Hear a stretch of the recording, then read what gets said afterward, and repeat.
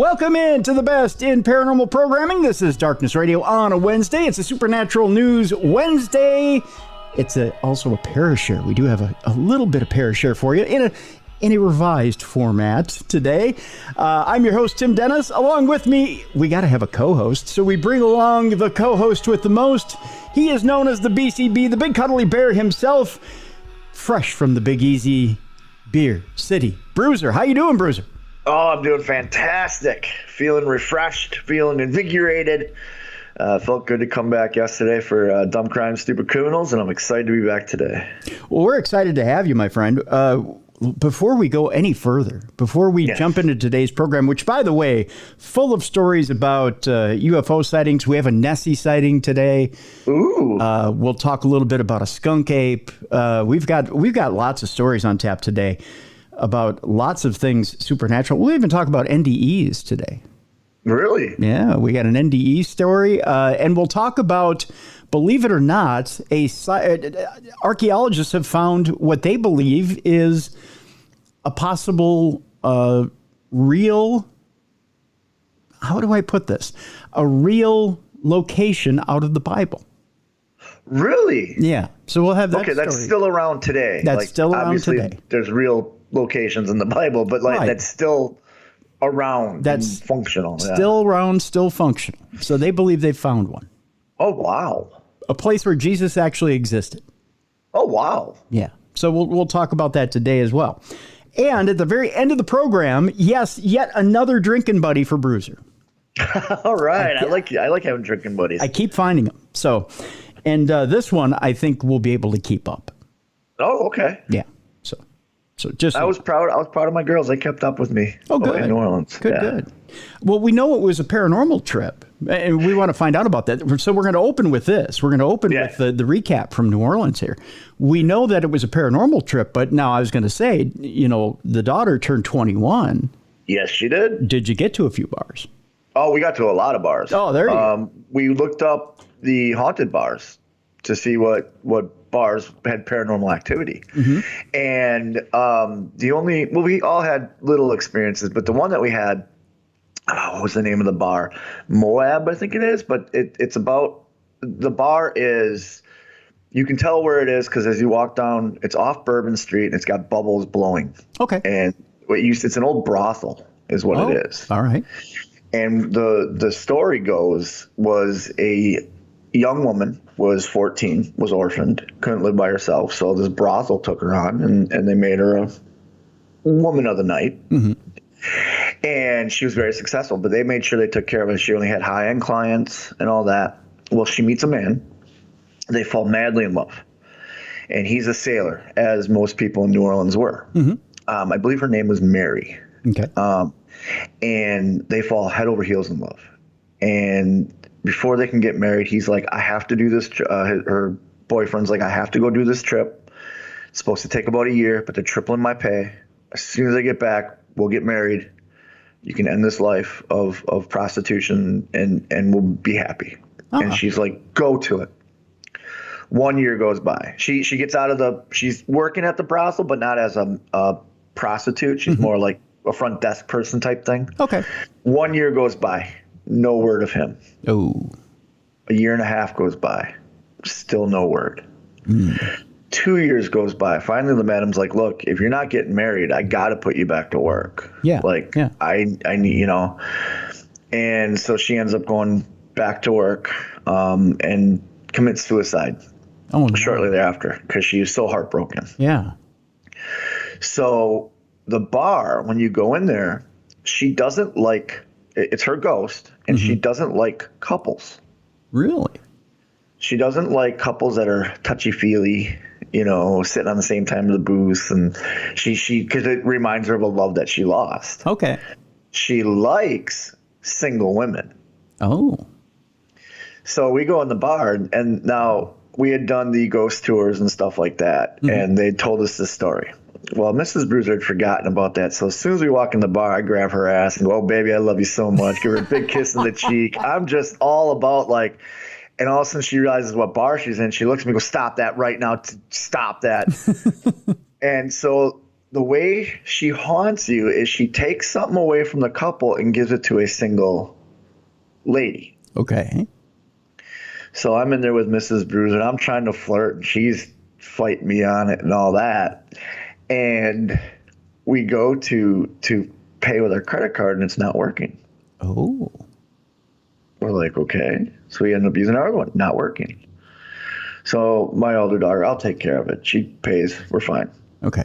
As soon as we walk outside the door, my youngest daughter looks down. There's a $10 bill neatly folded up right at the edge of the door. She bends over and goes, there's $10 right here. Our bill for our credit card being declined, $10. No. Wow. So my youngest looks back in the bar and goes, thanks, Mary. Wow. And we walk away. We go to another bar. Credit card works just fine. Really? Isn't that crazy? That is crazy. Now, paranormal or not, I don't know. Could be a happy coincidence, but we all chalked it up to that ghost of Mary. And we went there for dinner the next night, and I walked in and I apologized to her. I said, I didn't mean to disrespect you. You know, and I kind of made amends with her. Yeah. And nothing happened the next night, but we found that to be really, really cool. You know, that as soon as you walk out, there's, you know, my youngest looks down and goes, that's a $10. There's money here. It's a $10 bill. Wow. That is something. Yeah. That's a heck of a story. Yeah. It was so much fun. Yeah. We did another one where we toured a mansion. It's a LaFleur mansion. And I asked because it's one of the older houses. They were philanthropists and stuff. And I asked her, I said, this house was built with love and the gardens were built around what the family wanted. I go, is there any paranormal activity? Mm-hmm. And she goes, no, everything's really, it's a good vibe. Mm-hmm. And I said, well, paranormal doesn't mean it has to be negative. You know, I says, does anything happen? And she goes, nothing really happens, but there's rooms you walk in and you're almost like, it's like someone's greeting you with a warm hug and you're happy and all that. I go, that could be them attached to the house too, because this was their happy place. Yeah. You know? And she says, yeah, but we haven't had, you know, the only thing I can say is certain rooms you go in and you're happy all of a sudden. And I was like, okay, you know, but I kind of educated her that just because it's paranormal doesn't mean it has to be a negative scratching or screaming. You know what I mean? It could be a positive haunt. Right. Wow. And she's like, oh, I didn't know that about. Keep an eye out for that. And I said, okay. And I gave her your email and said, you know, if you have any experiences, email this guy. We'll share it on the show. Yeah, absolutely. Yeah. Good looking out. Yeah. Wow. And then the last thing I have is we did the true crime tour, which is a lot of fun. Mm-hmm. And it covers all the true crimes that happen right there in New Orleans. And one of the most famous murder-suicides is Zach and Addie. Mm-hmm. Zach Owen and Addie Hall. And for those that don't know, Zach, they were dating. They met before Katrina hit. When Katrina hit, they moved in with each other, and they ended up renting a house on October. I'm going to have the dates wrong, but it's pretty much October 1st is when they move into this house. And they have a dispute. They argue because they're doing drugs and drinking and all that. And Addie ends up taking Zach off the lease. Oh. But Zach had paid for it. Okay. So Zach walks up to the landlord and goes, hey, like, I'm screwed. If she takes me off, I'm homeless. And he's a vet. You know, he was in the military.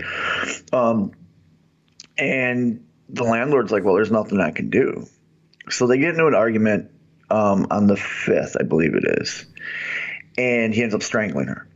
Oh, jeez. And now for the next week, he parties and lives it up. I'm talking, he's out every night. He's doing cocaine. He's doing other drugs, drinking, sleeping with strippers. He's just partying it up. He's back at the house. He ends up cutting her body up and trying to cook her legs, trying to cook her head, stuff like that. So they don't know if he was trying to dispose of the body or what. Yeah. But you can see him slowly descend into madness because he starts spray painting on the walls like, call my ex-wife, here's her phone number, make the pain stop. He had look in the oven with an arrow pointing to the oven, and that's where her legs were. They were seasoned and stuff. And her torso was in the fridge. Well, the night of, I believe it's October 17th, so it's literally like a week later, he goes downtown to a New Orleans hotel, which you can see right off Bourbon Street. And he goes up to the upstairs bar and he buys himself a bunch of drinks. And then he walks over the edge and he jumps off, commits suicide. Ooh. When the police show up, they look in his pocket, and in his pocket are his dog tags and a message for the police. And it's his confession, basically. Go to this address, look this up. She's in the oven. She's in all this. Wow. So they go and they look, and then sure enough, and no one can figure out why he did this. The twist is this. He was very racist. Okay. And they lived above a voodoo temple. Oh. And the woman below him, the priestess or whatever she was a black woman. Okay. And they said that he was very rude to her. And so they think, because if you watch the surveillance footage of him jumping, normally when there's a jumper, they pause. Yeah. And they have that last minute, oh no, he doesn't. He just slams his drink and goes. They think because the hotel that he committed suicide at was where they'd put slaves back in the day. And they'd torture slaves there when slave trades were real big. Yep. So it's a notoriously haunted hotel with old black slaves. Okay. Ghosts. Yeah. The rumor is she put a hex on him, and he went to that hotel to commit suicide, because the thinking is if you commit suicide, your soul can't move on to the next plane. Okay. So now he's forever tied to that hotel and has to forever roam with the slave ghosts. So she influenced him to do it. Yes, they think that she had, our tour guide actually interviewed her and asked, and she didn't say yes, but she didn't say no. Oh, wow. Wow. So it was, and I remember hearing that, and like I was just obsessed with this case, and it and I was just looking up everything, and I found everything I could possibly find, and it became an obsession. I went to the hotel and I talked to people, and they're like, "Oh yeah, you can hear him sometimes screaming." Really? Yeah, because there was no screaming until 2000. It was right after Katrina. They said there was no real screaming, and now there's every once in a while up in that bar area you hear a male voice screaming. So the rumor is that he's there, but he's surrounded by slaves.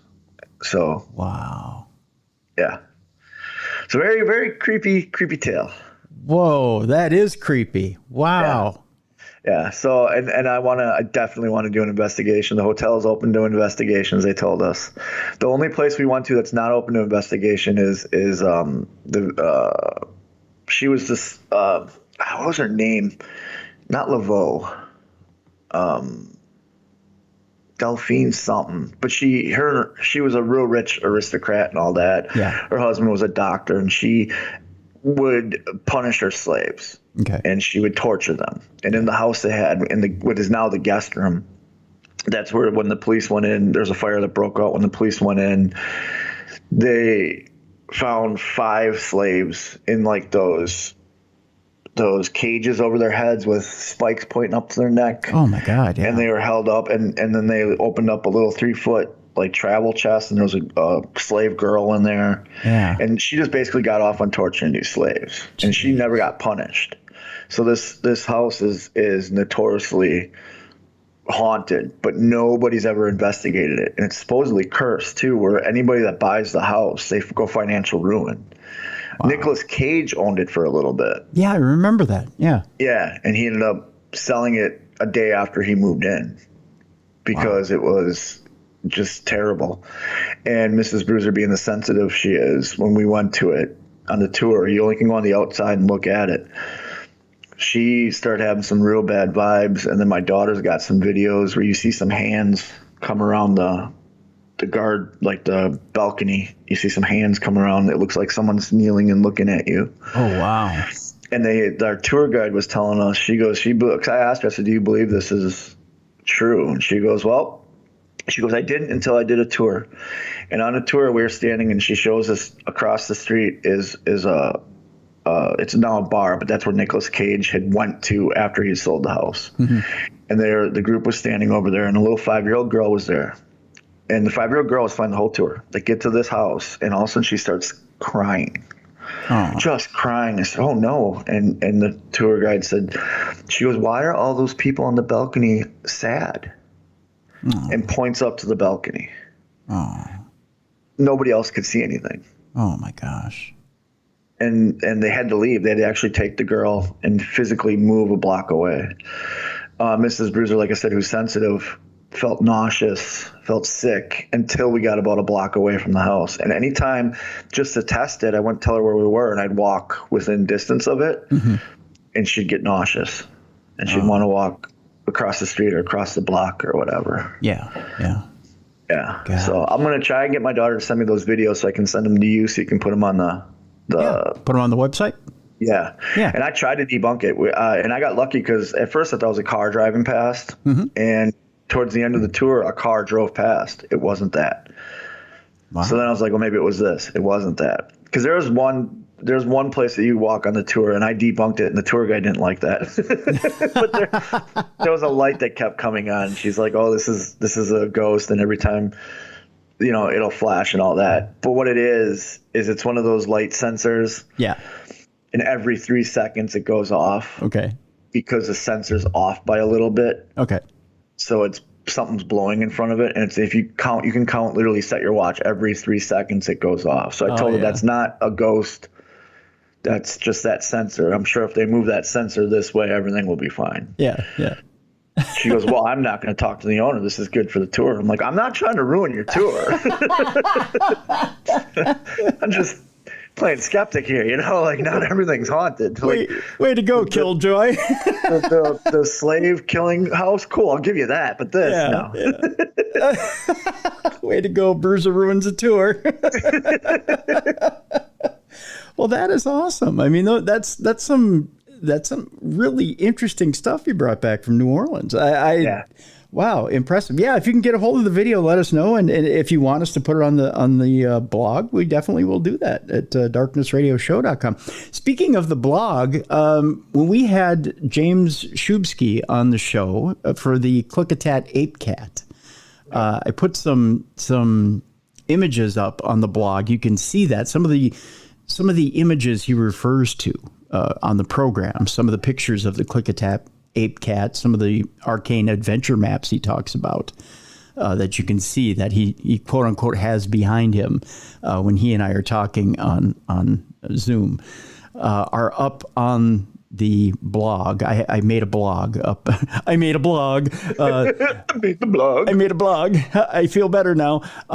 It's up at darknessradioshow.com in the blog section. So you can check that out if you've listened already to the Klickitat Ape Cat show from last week. So there you go. I love that a listener put. All I kept reading was kitty cat. Every time I hear you say it, and I was listening to it the other day. Every time I hear it, I'm like, they're saying kitty cat. No, not kitty cat. Listener. Not kitty cat. It's Klickitat Ape Cat, which is hard to say 10 times fast. So yeah. So there are images up from the Klickitat Ape Cat. There's also an interesting picture of the portal he's talking about on the side of Mount Adams. That's up as well. So yeah, interesting and images. I took pictures of the slave killing house. I didn't see anything in them, but I can send them to you if you want to post them. They're real cool pictures. Yeah. It's a beautiful mansion too. Yeah, whatever you got, send it along, and I'll post whatever you got from your New Orleans trip. So well, my youngest, she's like me when she saw the hands in the video, because we got back to the Airbnb and that's when we looked at it.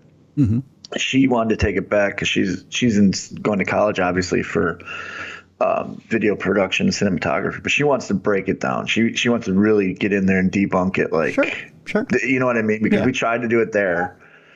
We couldn't, but she's hardcore, and that's why she's such a good paranormal investigator, because she will go to all lengths she can before she says, okay, this is a haunting. Yeah.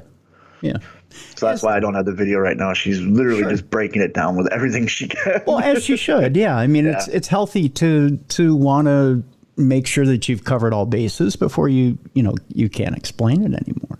Yeah. And that's as you should. Right. Yep. Well, it sounds like you had a great trip. Oh, an amazing trip. Yeah. Walked over 25 miles. Wow. Boy, we went you on put some miles on that hip, didn't you? No pain. Did real well. We did a swamp tour, and we went to the swamp where the legend of the Rougarou was developed. And it all became because, again, voodoo. Mm-hmm. And there was a priestess that lived in this town, and people would make fun of her because of the voodoo. And I didn't know, and I learned this a lot too. Voodoo is, they hid it because you couldn't practice voodoo legally back then. So they hid it as Catholicism. Yeah. Yep. So a lot of the voodoo and Catholicism go hand in hand. And this lady, they'd always make fun of. She says, well, after I die, something's going to happen in this town. The day after she dies, one of the largest hurricanes hit and destroyed the town. Mm-hmm. Only out of 250 people, I think only 27 lived. Oh, wow. And that's how the Rougarou story started, is that she also came back and cursed one of those 27, Yep. And all that. And our tour guy was cool because I asked him, I said, do you believe in the Rougarou? He goes, I've been in the swamp my whole life. And he goes, and at night, the swamp plays with you. He goes, I'm not saying I believe it. I'm not saying I don't. Mm-hmm. He goes, I just know the swamp plays with you at night. Oh, wow. Yeah. By the way, Rougarou is Australian for beer. Is it really? No, I'm just kidding. It's an old joke from an old episode of the show. But yeah, we pissed off a lot of people by saying Rougarou was Australian for beer. Rougarou, Australian for beer. Just saying. Well, what do you say we get some of these stories out? Let's knock them out of the park. We're going to start with UFOs as we normally do on the Supernatural News Wednesday. A UFO mystery as UK skies are hit by a giant cloud flash with repeat lightning bolts. Sounds like a thunderstorm to me, but I was going to say. But that's how we do it in the Midwest. The strange sci-fi-like event over parts of the country on Sunday evening was caught on video and left some people unsure of exactly what they had just witnessed. A huge flash of cloud in the sky, along with several lightning bolts, left people stumped over the weekend. Footage was taken of the bizarre event across the north of Gloucestershire on Sunday evening as some locals took to social media, wondering exactly what it was. Do they not have thunderstorms over there? They do, but I don't think they have them like we have them here. I was going to say. Yeah. You and I see that every summer. Right, yeah. Multiple times in a summer, yeah. Yeah. Can see the storm rolling in that way. Yeah, exactly. One clip appears to show a mystery object flying out of the cloud like something out of a sci-fi film. In it, a long cloud is seen above housetops with repeated lightning in it before an object suddenly flashes out of the cloud from the left side of the frame. The UFO was described as something that must be solid. Okay, now I'm going to show you a picture here, Bruiser. And when I show you the picture, then you'll see exactly what they're talking about. That does look like a long something coming out of the clouds. Yeah. So that's what they're concerned about. For people at home, it almost looks like a long saucer-shaped object is coming out of. It looks like the beginning of an Independence Day. Yeah. When you first see the ship coming out of the clouds, that's exactly what it looks like. Exactly. Mark Ravey from Longlevens, who captured the eerie scene, told Gloucestershire Live at about 1:12 in the video, 1 minute 12 seconds in the video, as a car drives by, an object flies from the cloud left to right, unsure of what it is. Any ideas is what the quote in the video says. Another witness, also known as Ravenwolf, took some photos of the cloud and said the storm had no sound and we spotted outer strange anomalies in the sky as well. The object you see must be solid because the lightning is not making it look transparent like the clouds. While Jeff Mays believed that the answer to the mystery was more mundane than alien, I watched the whole episode from Abbeymead and observed an aircraft fly left to right along the cloud, and it also flew toward and away from the cloud. I assumed that it was the Met Office aircraft and probing the unusual weather feature. It was reported that the phenomena. I don't think I have that up here. No, that's my Yeah, there you go, Bruiser. I'll let you do it. There you go, because I don't think I have it open ready here. That's what she said. It's this though. Phenomena. There you go. It was reported that the phenomena appeared to be something that is often called intracloud lightning. It's going to be one of those days, which is when lightning stays completely within the cloud. The same incident was also seen from parts of the West Midlands, Wales, in the southwest. So interesting stuff. Like you saw the picture. What do you think? It looks like heat lightning. It kind of does, doesn't it? Yeah, which I'm assuming is that intercloud, whatever. Yeah. So I mean, the object obviously stands out, but the clouds and stuff, it just looks like heat lightning. Yeah, exactly. We go to Argentina, where there are some incredible images as well that they claim confirms the UFO presence. UFO could be there as well. I told you it's going to be one of those days. Bob Hope, huh? Yes, Bob Hope is back, and he's got the USO, the entire USO in Salta. Oh, dear God. We go to Argentina, where in recent weeks, residents of San Jose de Metan and El Galpon, like I said, it's going to be one of those days, submitted photos of alleged UFOs taken under various circumstances and in different locations to the local media. We were working the fields at night when we saw a very different strange light that appeared and disappeared and made swift movements that are impossible for a drone, an airplane, or anything else known to us, said Martin Jimenez, who is a resident of El Galpon. Comparisons between stars and the alluring object. This is something strange that I'd never seen before, he went on to say. Those with me were also startled, explained the farm worker. In San Jose de Matan, photos of strange objects were also reported, some of them cigarette-shaped and others resembling flying saucers. The sightings in Matan have also been going on for quite a while, said, I believe it's Jaime Bluren, who is an industrial engineer from Matan, an enthusiast who investigates these strange apparitions. I do have a couple of photos, but they're really, of course, blurry. One looks like your stereotypical flying saucer. There you go. Oh, yeah. You know what that looks like? It looks like somebody threw their hat up in the air. It does, doesn't it? It looks like a Mary Tyler Moore shot. Yeah. Yeah, that's for sure. Let's move on, shall we? We'll move on to our next story, which of course comes from the Pentagon, as we're talking about all these different UFOs, Bruiser. The most common UFO, they say, looks like a translucent silver ball, which is essentially what we're looking at some of these photos. In 1947, pilot Kenneth Arnold saw several flying saucers, and since then, the public has imagined that a UFO is a disc-shaped object. In fact, the most common type of UFO looks different at least in the last few decades. A recent document published by the U.S. Department of Defense reveals the most commonly observed type of UFO. It is a round or spherical in shape, white or silver metallic in color, and often translucent object. The sizes generally range from 1 meter to 4 meters in diameter, and it often flies at high altitudes up to several kilometers, but also the altitude of commercial passenger airlines. These characteristics of Pentagon experts are based on eyewitness reports of UFOs between 1996 and 2023. The document was published on a new dedicated UFO site recently opened by a team from AARO, the Office of All Areas Anomaly Resolution, created by the U.S. Department of Defense in 2022. We told you about that website last week, that website had opened up. According to this document, 28% of the UFOs seen were flying at an altitude of about 6 kilometers and 10% at an altitude of 1.5 kilometers. The rest were even lower. 47% of the UFOs seen were spherical, and the famous Tic Tac shaped UFO, oval and white, were noticed by only 1% of eyewitnesses. The disc-shaped UFO turned out to be not at all as often observed as the spherical one, and was seen by only 2% of eyewitnesses, as well as a triangular, cylindrical, or square UFO. In second place, yes, they ranked them. Coming in second place. 19% are UFOs of indeterminate shape, and 16% saw only some flying lights.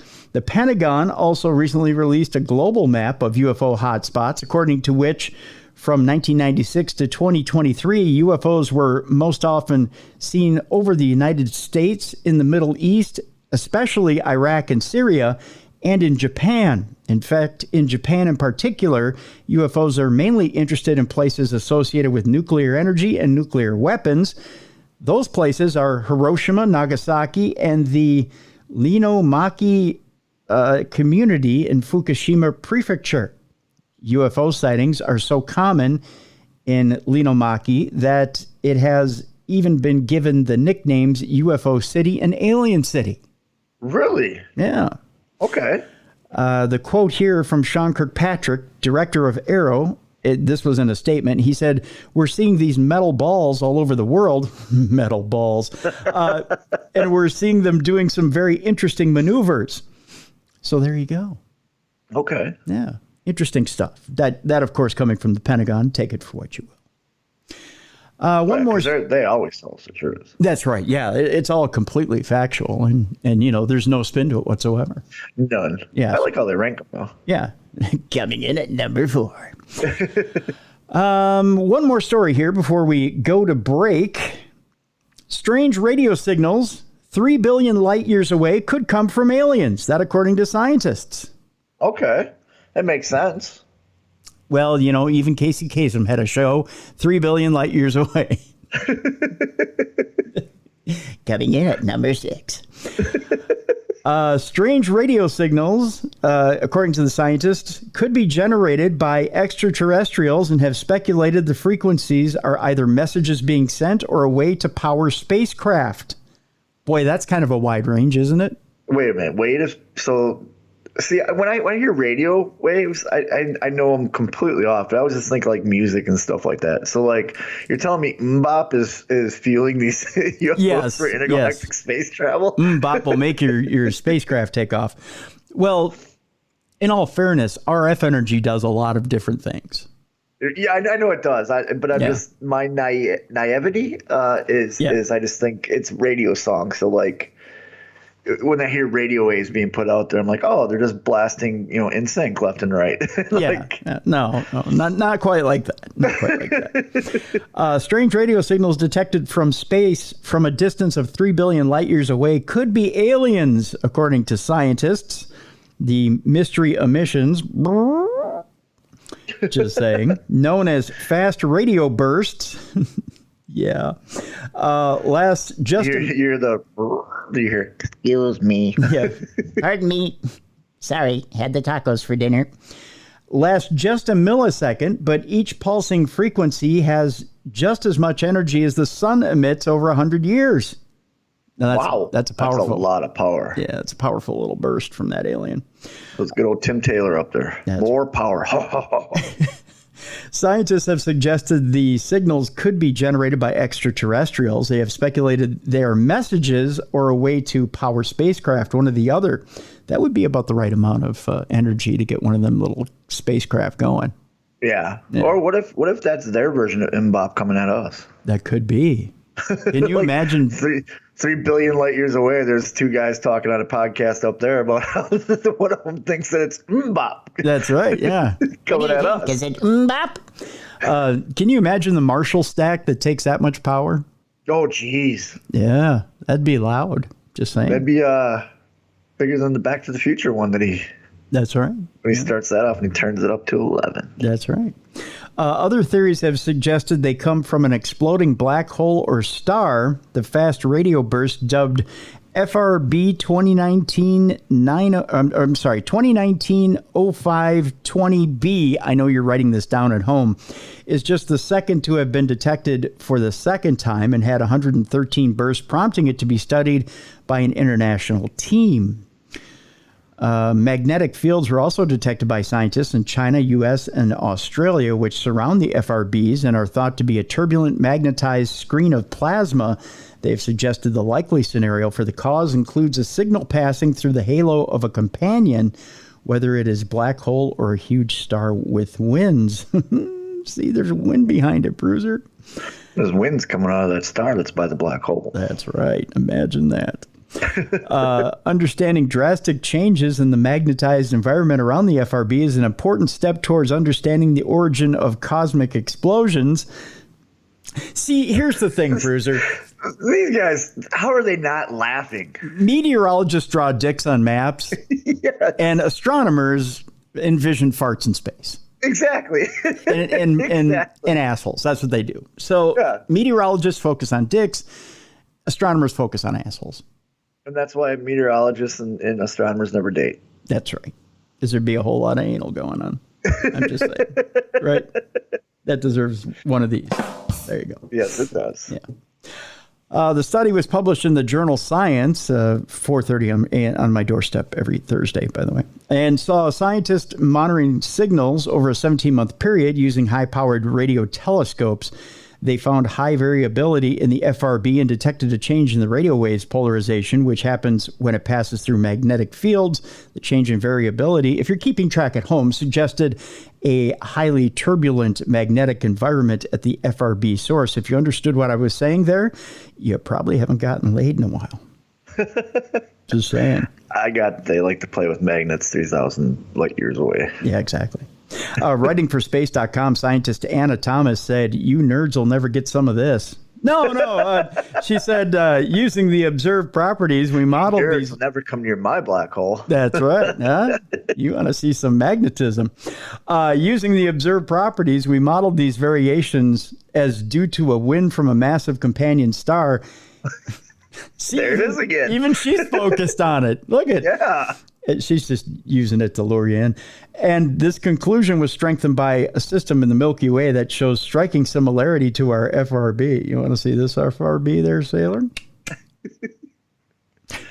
Anyways, the Mirror told in April how the radio bursts have picked up coming from space. Astronomers do not know what causes the FRBs, but 25 were counted during the research carried out by the Canadian Hydrogen Intensity Mapping Experiment, or CHIME, working with the University of Toronto. So we'll leave it at that. Oh, it's the Canadians doing it. Yeah, Canadians are counting farts in space. So And call them FRBs. yeah, FRBs. Farts. Why don't they just call them FARTs? Well, because that's too obvious. One. No, you like the verb? Verbs. We're counting the verbs. That's what we're counting. You know. Yeah, we got some verbs coming in. Verbs. Coming up after the break, it's nightmare fuel, of course. We've got that coming up. You know we do. Other stories include a 500-year-old haunting. We'll talk about that. We've got some Nessie sightings. Okay, so someone's close to that 30 grand. It's the 6th sighting this year, by the way. 6th confirmed sighting of Nessie this year. Okay. So we'll talk about that. We'll talk about the dark side of manifesting. You know how everybody assumes that you can just put the intention out into the universe and good things will come? Yeah. Not so fast there, Bruiser. I've always wondered, because isn't it like witchcraft where you send something out, it comes back at you tenfold or something like that? Or threefold? Threefold, yeah. Yeah. It's one unto me, three unto thee, I think is what it is. Something like that. I don't know. I'm not a witch, but if I were, I'd be able to tell you. Manifesting is kind of witchcraft, I think. See, there you go. And archaeologists have discovered over 2,000-year-old biblical site where Jesus healed a blind man. We'll talk about that when we come back. Thank you, Jesus. Well. Yep. And Ziggy's Picks. Yes. It's back this year. It is. All 16 weeks, we're going to be picking the NFL games. That's right. Your psychic pup, Ziggy Ziggy Star Pup is back. Look at me. I'm all into Bowie this year. You are. Ziggy Star Pup is back. And Ziggy has a sister that's picking as well this year. We'll tell you about that when we come back from the break. Again, you're listening to the best in paranormal programming, Darkness Radio, on a Supernatural News Wednesday. Cruiser and the Bruiser. We'll be right back with you in just a moment, right here on Darkness Radio.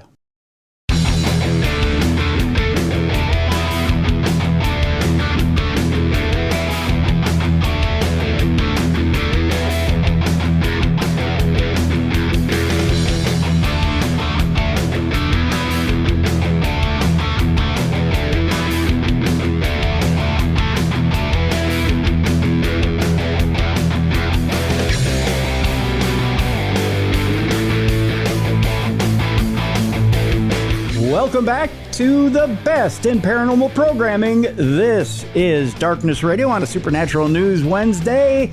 It's also Parashare, by the way. Cruiser and Bruiser with you on a Supernatural News Wednesday, coming at you with the Rock Blocks. We got some Rolling Stones, we got the Beatles, we got Van Halen. We're coming at you with 4 in a row coming up on this wonderful, wonderful Wednesday. Sun shining, the breeze is breezing, and you know what that means. It means it's time now for Nightmare Fuel. Oh, I don't look forward to this time of day. You don't look forward to this time of day? Oh, and it's all around us now. It is. It just gets worse and worse and worse. And by the way, if you happen to be somewhat well off, you're screwed because AI is coming after you now. Oh yeah, AI is going to target the rich right away. Yep. AI is eating the rich, according to the IRS. Wasn't that a Skid Row album? Yes, it was. Yeah. The IRS says it will now use AI to crack down on wealthy potential tax violators. In other words, if you make any money, you're done. You're the first one to have a Terminator robot show up to your door. The latest. I'm so glad that we're taking the useless government of the IRS to use useless software like AI to figure out how to catch people that cheat on their taxes. Yeah, isn't that fun? Isn't that fun? Didn't they do that in the 80s with some wrestler? They did, yeah. Do you think Mike Rotundo will show up to your door? You know what? I've met him numerous times. Yeah. And the first time I met him, I shit you not, was on April 15th. Well, it was, really? Yeah. Wow. Yeah, I was doing extra work for WWE, and he was an agent there. And I literally shook his hand and went, "This is so ironic." Did you show him a copy of your taxes? Oh, no. Show you they were filed? Oh, okay. I showed him my W-9 that I filled out. Did you? Oh, nice. Oh, there you go. Because he's the one that handed it to me. Well, yeah, I suppose he would, just to make sure that you had everything filled out properly. The latest artificial intelligence area of use, tax collection among the nation's wealthiest. Why it matters? Well, the IRS, the Internal Revenue Service, said it will start using AI and other tools to detect tax violations by high-income earners and large business partnerships. Isn't that special? So how are you going to get this racist programming, racist and lying program to look at taxes? Well, fairly. Maybe you can convince it to cheat and lie on your behalf. I don't know. It's a machine. It has no feelings, Tim. That's right. But if you all it does is want to kill. If you bribe it with a few nuts and bolts and oil, maybe it'll, maybe it'll see things your way. I don't know. Maybe I could talk to my Chat GPT girlfriend to have her do it. Oh yeah. Yeah. Okay. Go work your magic on him. Hey, Cookie, if you give him an oil job, maybe I can get out of this deal. The IRS said Friday it leveraged AI to open investigations into 75 of the largest partnerships in the U.S. Oh, God. Oh, jeez. That each have more than $10 billion in assets on average. Oh, that ought to be fun. Machine learning tech helped identify the targets, which include hedge funds, real estate investment partnerships, and law firms, while seeking threats to the tax system in a segment that's historically seen limited scrutiny, according to the service. That's because no human wants to approach it because they don't want to leave this earth too soon. Yeah, this doesn't sound good, does it? No. They're playing with fire here. Yeah. This is going to end badly for somebody. Yes, yeah. And it's going to make a mistake. Yeah, it's definitely going to make a mistake. Yeah. And it's going to shut down the whole world economy. Yeah. The IRS is prioritizing cases involving taxpayers with incomes above $1 million, but tax debts of more than $250,000.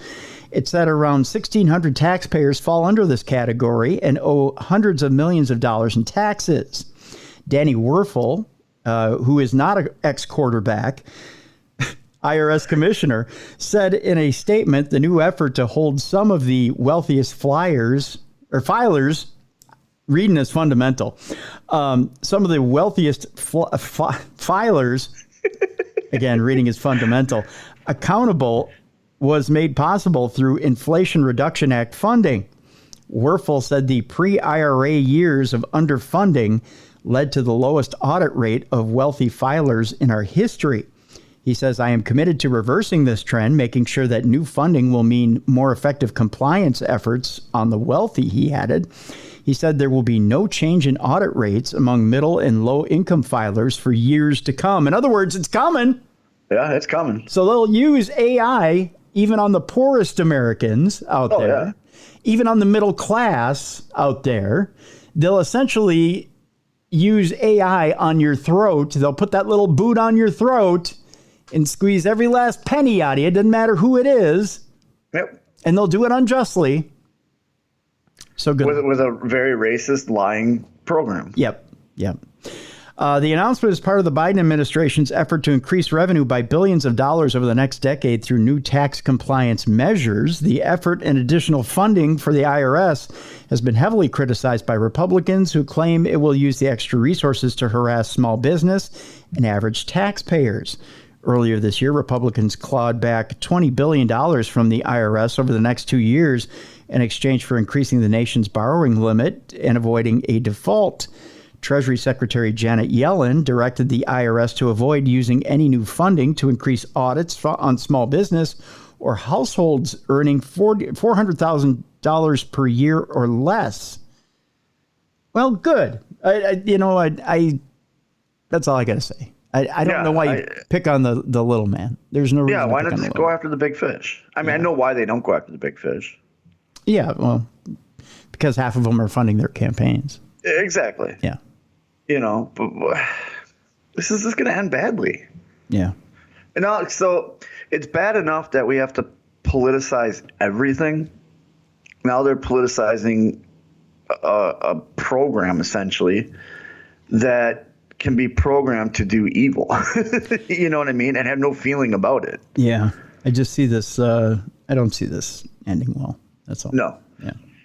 Just let a human look at it, and I get it. They don't want to put any humans in danger and stuff, looking into the 1%. But you, especially with the tax system, and again, this isn't a political show, but with the tax system, you need humans in order to sit down and go through anybody. I mean, we all file taxes. Yeah. You need a human to sit down and go case by case through your case. Because there's always exceptions to the rule. There's always things that happen with different people that you need to sit down and go, okay, there's this item here, there's this exemption here. There's a reason why I filed the way I filed. Can you see why I filed this way? And Mrs. Bruce is an accountant, and she told me in accounting there's black, white, and then there's the gray. That's what do you mean? She goes, well, there's your black and white, there's your plus and minus. But then there's the gray area, and that's where they have all the little nooks and crannies of what you can claim and can't claim. And you yourself can claim one thing where I can't claim the same thing because we have two different things. And I got lost, but she broke it down. That's why it's black, white, and gray. Yeah. With AI, there is no gray. It's either black or white. That's right. There is no, and then when it comes to taxes, I don't know one person that's never made a mistake on their tax return. Right. At some point in time in your life, since you've been filing taxes, you're going to make a mistake. You're human. Yeah. Yep. AI is not going to see it as a mistake. No, they'll see it as a punishable offense. Exactly. Right. And that's where that line becomes danger. Yes. And it doesn't matter if you make over $1 million, and it doesn't matter. You could be making $30,000, $40,000 a year. Both parties get punished the same. Exactly. And that's the danger in using a machine versus using a human. Yep. A human you can reason with. You right. can explain why you did what you did. Exactly. Yeah. And that there was AI, no malice, Exactly. Yeah. So, yeah, it's a bad idea all the way around. Yep. Okay, we go on to our next story, which a few people sent to us, but Mrs. Bruiser was the one who actually got me the story. So thanks to Mrs. Bruiser for this one. Yeah, thanks for the nightmare fuel, Mrs. Bruiser. AI robots have now ruined football for me. I can no longer go to the game in person. I have to. Well, it's just the Chargers game, so you're okay. Yeah, I suppose. AI robots went to the Dolphins-Chargers game and freaked out everybody. That they did. We do need to talk about AI robots at the Dolphins-Chargers game because they make going to football games now scary. There's nothing better than the first Sunday of an NFL season Unless you're half the teams that played yesterday, then there's a problem with the first game of the season. Or Aaron Rodgers. Or Aaron Rodgers, right, which there's now a problem with the rest of the season. There's nothing better than that first Sunday of an NFL season, whether you're settling in on the couch for an afternoon of football action or you're finding your seat among friends to cheer on your favorite team in person with an ungodly amount that you paid for that ticket. Just saying, that first NFL Sunday is like a warm blanket on a cold winter's night. It just feels right. Unless you're at a game and you see AI robots sitting next to you with these creepy ears that look like that one robot from Star Wars. You know, the one in Cloud City? That's for the movie, the creator is what the movie is. Okay. And that's what the AI bot looks like in the movie. So it was a stunt for the creator? Yeah, so you remember when Smile came out and Major League Baseball, they had actors go into the Major League Baseball games and do the smiling? Yeah. They now did this with actual AI bots on this game. Oh, dear God. And I guess you can tell in the movie the AI bots because they got, like you said, the guy from Star Wars, his ear thing. Yeah. But they're actual AI bots. They're not actors. Like the Smile people actually used actors. This is actual, they programmed these bots to sit in the stands next to these people. Oh, dear God. How pissed would you be with the price that NFL tickets are right now? And you got, say you and I go to a Vikings game and I'm on your left and on your right is Mr. AI bot who's just spitting Kirk Cousins facts at you. we wouldn't be at the game very long because I'd beat the crap out of it and get kicked out. We'd be watching the game from the parking lot on my iPad. Like, not a good way to sell tickets to a movie or an NFL game. No. Among the fans sitting at SoFi Stadium on Sunday to take in the Miami Dolphins game against the Los Angeles Chargers were a bunch of AI robots, like Bruiser said. Imagine for a moment finding your seat after a pregame trip to the concession stand, only to find Johnny number 5 sitting next to you, it says here. Apparently, the robots were part of a promotion for an upcoming movie called The Creator, as Bruiser stated. In case you were curious, I've got a trailer for the film here we're not going to play, which is sure to win some Academy Awards, it says here, provided, of course, scaring a stadium of fans is somehow a category next award season. The Creator actually was I believe, is a movie that's created by the guys who did Rogue One. Star Wars Rogue One. Yeah. I'm still not going to see it. No, I don't know. I might. I might. I saw Meg, so. Yeah, I might see it for the show. Choose one AI bot for. Yeah, that's the reason too. Is I'll probably watch it for the show. You know what? I am going to go see tonight. What? Haunting in Venice. Oh, okay. You got to tell me how that is. Yeah. You have to tell me how Tina Fey is. Yeah. I might review it on tomorrow's show. So. Yeah. I saw there's a new trailer out for The Exorcist, which is even more terrifying than the trailer that you sent me. Yeah. Those little girls, man, they're going to win awards. Yeah. It says on the bright side, at least 3 robots were not smiling at the game. Nobody's smiling when they're watching the Raiders and Chargers, I'll tell you that much. Well, I like how to dress up the bots, they actually put them in like Chargers jerseys and stuff. Like, oh yeah, that makes them more humble. Jeez. Like, I'm going to approach this thing with this weird head. Yeah. Stupid AI facts. So look at Austin Eckler. He's injured. What do you think of that? Yeah. Bot is like, what's an Eckler? No, I'll probably give you his whole bio. Austin Eckler, born on, weighs, height. He has major injuries from other seasons. Let me detail them for you. Your fantasy team is being hurt by him.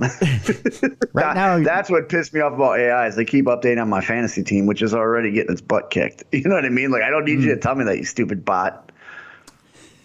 Please tell me you don't have Kirk Cousins on your fantasy team. No. I went with the GOAT, Patrick Mahomes.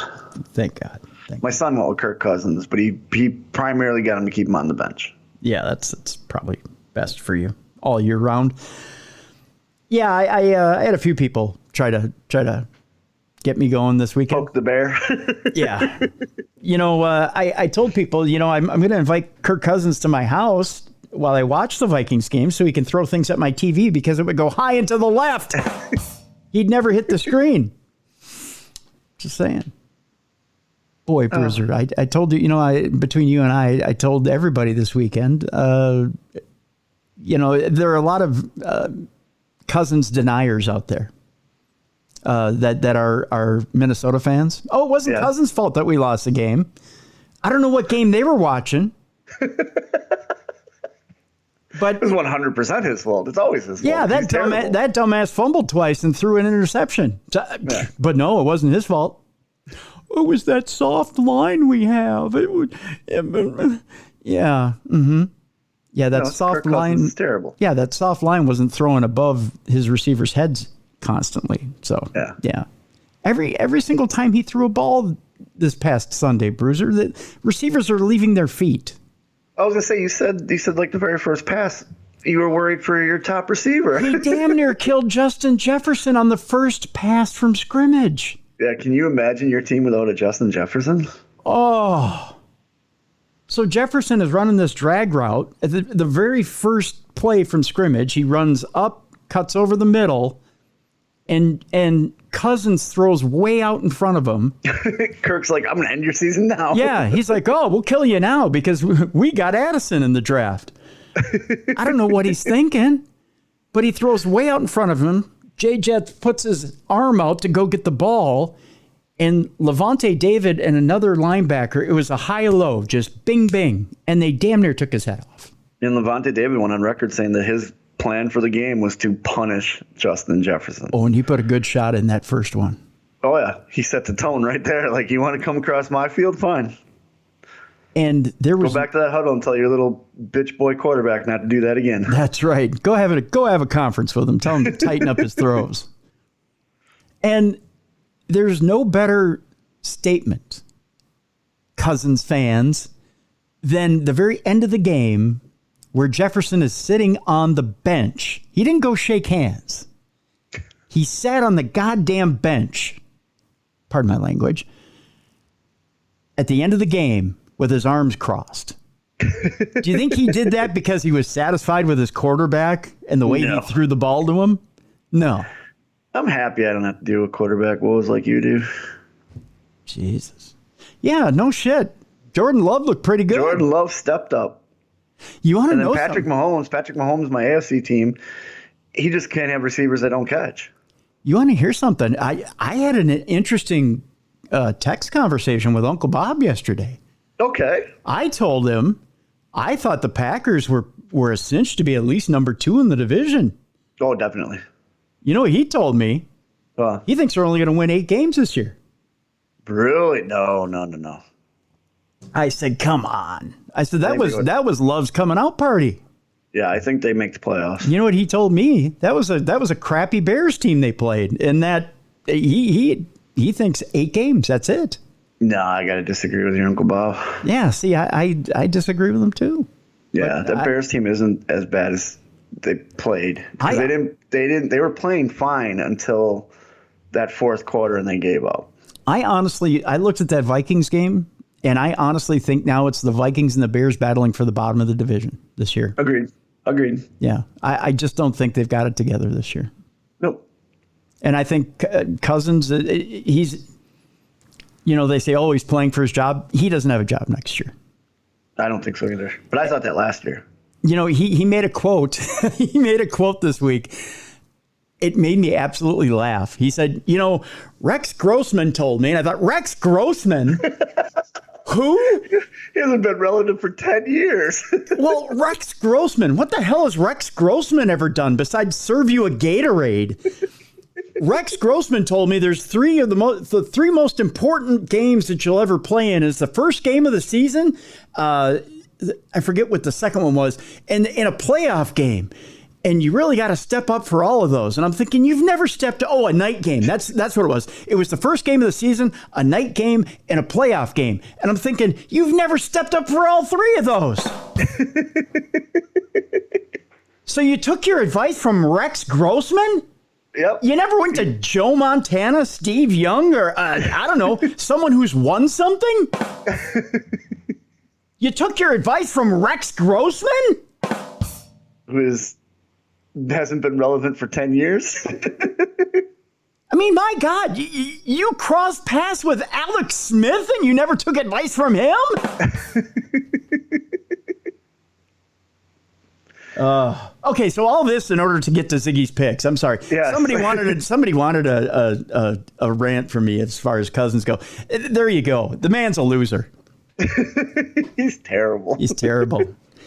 Glad he plays for your team. Well, he sucks. Glad he plays for your opponent's team. Yes, he sucks like a hooker on Fleet Week. But all those viral TikTok videos of him doing the dance, and he's so humble because he shops at Kohl's. Kirko fumbles. Yeah, he's great. Yeah. And you know what the thing is now? Today it's, and this was before the weekend too. Shanahan wanted to trade for him over in San Francisco. You know what? Do it today. Trade for Brock Purdy. I'll take him. Well, Brock Purdy's amazing. Straight up. He's this year. He's gonna be this year's breakout quarterback. Make the trade today. Sign and trade. Straight up. Brock Purdy for Kirk Cousins. I'll pull that trigger every day, 365 days a year. Brock Purdy for Kirk Cousins, straight up. I'll do it. San Francisco won't do that. They got a gem in Purdy. Oh, they know they do. But anybody who says, Shanahan, Kirk Cousins is going to the 49ers next year is full of shit. They won't he might, but he was going to sit on the bench. Purdy's not losing his job. Oh, you know it. Kirk Cousins is going over there as a backup, and he's not making $40 million next year. You're out of your goddamn mind. He's better off retiring. People are nuts. But yeah, you want to make that trade tomorrow? Absolutely. Quasi will make that trade tomorrow. Brock Purdy for Cousins, straight up. Yeah, you betcha. We'll take it. And yeah, I said it in a Minnesota accent. Yeah, but San Francisco's not taking it. They're not getting rid of Purdy. If Shanahan's got that much of a hard on for Cousins, we'll take it in a minute. Anyways, this is sports talk on Supernatural News Day. Radio. Anyway, so we're talking psychic picks with Ziggy. Ziggy had a little bit of an off week. And I blame myself because we rushed it. We didn't do our normal. Normally, we have graphics for her to look at, the team logos, and we didn't have that because we didn't have it printed out. We'd gotten back from New Orleans. We were kind of unpacking one. Oh, shit, we got to do Ziggy's picks. And it was kind of my fault. And I kind of rushed her. And she did what she does, but we changed it, and you can't do that. You got to keep it the same. You got to keep everything the same. And there is a little bit of a twist this time and we changed her energy a little bit, and I think it kind of messed with her a little bit. It did. Now we added Talia. So Talia originally wasn't going to be a part of it. Mm-hmm. That's my other puppy. So Talia al Ghul, named after the Batman character. Yep. And she is a little 15-pound wiener dog who thinks she's a 250-pound pit bull. That's always fun. Yeah. But when she saw Ziggy doing her picks, she got excited. And then Ziggy always gets a good treat afterwards because we reward her for doing that. Mm-hmm. And Talia was like, well, wait a minute. All I have to do is choose one of these two things, and I get that yummy treat at the end. So we tried it with her, and she actually did better than Ziggy, but she got bored halfway through. Yeah, which is... Ziggy's all for it. That's why I don't think Talia has any... I think Talia's just doing it because Ziggy was doing it. Yeah. Where Ziggy, I actually think, has something there. Yeah. So here's the deal. Before we go through our picks real quick and our records, and we'll do it very quickly here and move on to the rest of Supernatural News. Closed circuit to Audio Boom. We're looking for sponsors big time for this deal because we're going to do it for the rest of the season. So it's just going to be a quick segment here in Supernatural News in Parashare. In fact, tomorrow we're doing the picks. We got the Mrs. Bruiser's printing out the logos. And So we're going to separate the two dogs so that way they're not in the same room. There you go. And we're gonna do it. So we're gonna need sponsors. We want Chewy. We want BarkBox. We want some of the casinos, or the online casinos. DraftKings, FanDuel. That's right. DraftKings, FanDuel, Caesars, whoever you got, bring them on board because Ziggy and Talia were looking for sponsors for them. So there you go. Yep. So and Ziggy last year did fantastic. Oh yeah. This year, Mrs. Bruiser put it up to week 1 jitters. That's what she had, and we rushed her. Week 1 jitters, and it wasn't the same. So we'll have a control here for next week. So we're almost. I'm not saying we're throwing out week 1. It'll be thrown into the percentage, but we'll call it our preseason. You know what? We'll call it human error. There you go, human error. Because it was my fault. I take full blame. So if anybody's upset, be upset at me, not her. And I also do want to remind people too, because this happens online all the time. Mm-hmm. Ziggy is a dog. She doesn't watch ESPN. If I have ESPN on and she'll be in my lap, but she has no idea what Bradshaw's saying. She has no idea what Jimmy Johnson's saying. She has no idea. I hear she hates Cousins as much as I do. She does. So, she growls every time he's on TV. Yeah. So in all fairness, she does know who Kirk Cousins is. So here's the deal, folks. Overall records for the week, we'll give those. Okay. Yes. If you want to see the individual breakdowns of what we picked, you can go to darknessradioshow.com and go to Ziggy's picks. Okay. Because that's the actual page on darknessradioshow.com. You can see our individual picks. And then if you go to the Darkness Radio TikTok or my TikTok or Mrs. Bruiser's TikTok, we always post 1 or 2 of showing video of Ziggy making the pick. So It's not me making the pick. It's actually Ziggy. We have a little thing where I show her the logo, and then go, okay, who do you want? And you can see it too. For those that haven't seen it, she actually looks at both of them. Yes, and that's actually on Ziggy's picks page as well. There's a link. Okay. There's a link to the video of Ziggy making a pick for this week's Bears-Packers game, and Talia making the pick for the Bears-Packers game as well. So you can click on those links and see that as well. It's at the bottom of Ziggy's picks page. But you can see the individual picks, the game, and how we all picked. Ziggy made her picks, Talia made her picks, and then Bruiser's picks and my picks. Yeah. So, but overall, the records for this week, Ziggy went 4-12. Yep. Which is by far the worst she's ever done. Yeah. She's never done that bad. No, she's always had winning records. This was the first time ever. Right. Talia broke even, 8-8. Which is for a first time doing it, That's right. Bruiser 7-9. Yeah. It was a weird week. It was so weird. It was. And I went 8-8, which, again, it was a weird week. It was. But that's what's so fun about doing stuff like this is, one, it's exciting to watch. It makes it exciting to watch not just our teams play, but like just the teams in general. Yeah. But it just shows you how unpredictable sports can be. Yeah, it was a bizarre week in the NFL. That's for sure. Yeah, because I know I went with my picks. I went off what I read, doing the research and stuff, and it's like my research was way off. Well, to give you an idea, and almost every day I put on Colin Cowherd for about an hour or two, to satiate the ghost down here, down in the basement. And he was screaming about how he thought the Colts were a cinch to beat the Jags. Which didn't happen. Nope. He was screaming about how Pittsburgh was going to beat the 49ers. Didn't even come close. They got slaughtered. Yep. And I'm trying to think of the other one he was screaming about. He was screaming about, what was the other one? Oh, he was screaming about how he thought the Chargers were going to roll over the Dolphins. And that didn't happen. No, and that game in particular is a game where you can show how unpredictable it was because the lead changed 6 times in that game. Yeah. And it literally came down to the last 1-minute touchdown by Tyreek Hill. Yeah.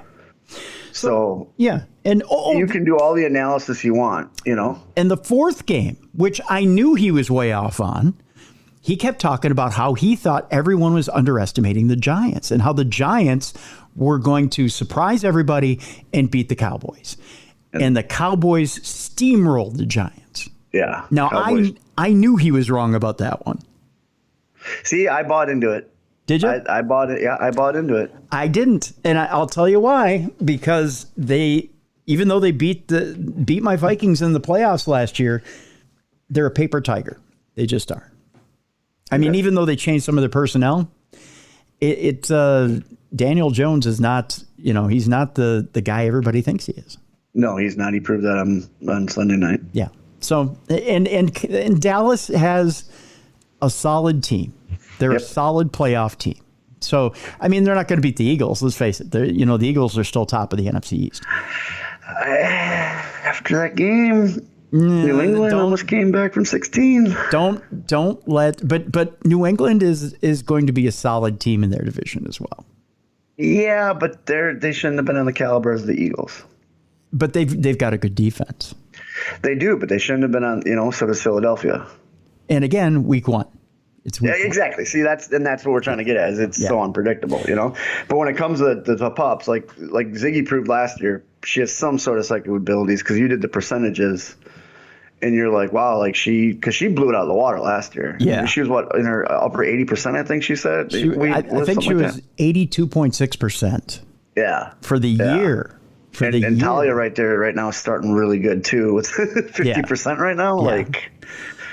So I mean, to be 82.6% for the year is exceptional. Yeah. Yeah. I mean, that's they say in order for someone to be deemed psychic over their entire life, they only have to pick 70%. Yeah, and she's at 86 or 82 or whatever you said. Yeah, 82.6%. So, yeah. So there you go. So if you want, and you know what, to the listeners too, Ziggy loves this. When you watch the videos, she has a big smile on her face. She gets excited. It's not like I'm making her do it, and we did it enough last year where when she sees the little sheets come out, she gets excited. Her tail starts going and that smile comes on. And, I'm excited to do it this year. See how she does. Now we're doing the full season. Last year we didn't do the full season. So, yeah. And here's the thing, folks. If she starts to get fatigued or it's not her thing, we'll stop doing it. Exactly. We'll tell you. If she doesn't get excited, we'll stop. We're not going to force her to do anything she doesn't want to do. Yeah, exactly. So we're not, it's not like we're I'm not that type of owner. Make my dog famous. Yeah, exactly. So we're not taking I got advantage kids for that. Yeah, exactly. We'll bring out one of his kids if we really want to take advantage of it. Well, one's getting in the movie business. So. There you go. But yeah, everyone's like, how can you support that? That's so unsure. I said, because once she sells that first major blockbuster, she's taking care of her dad. That's right.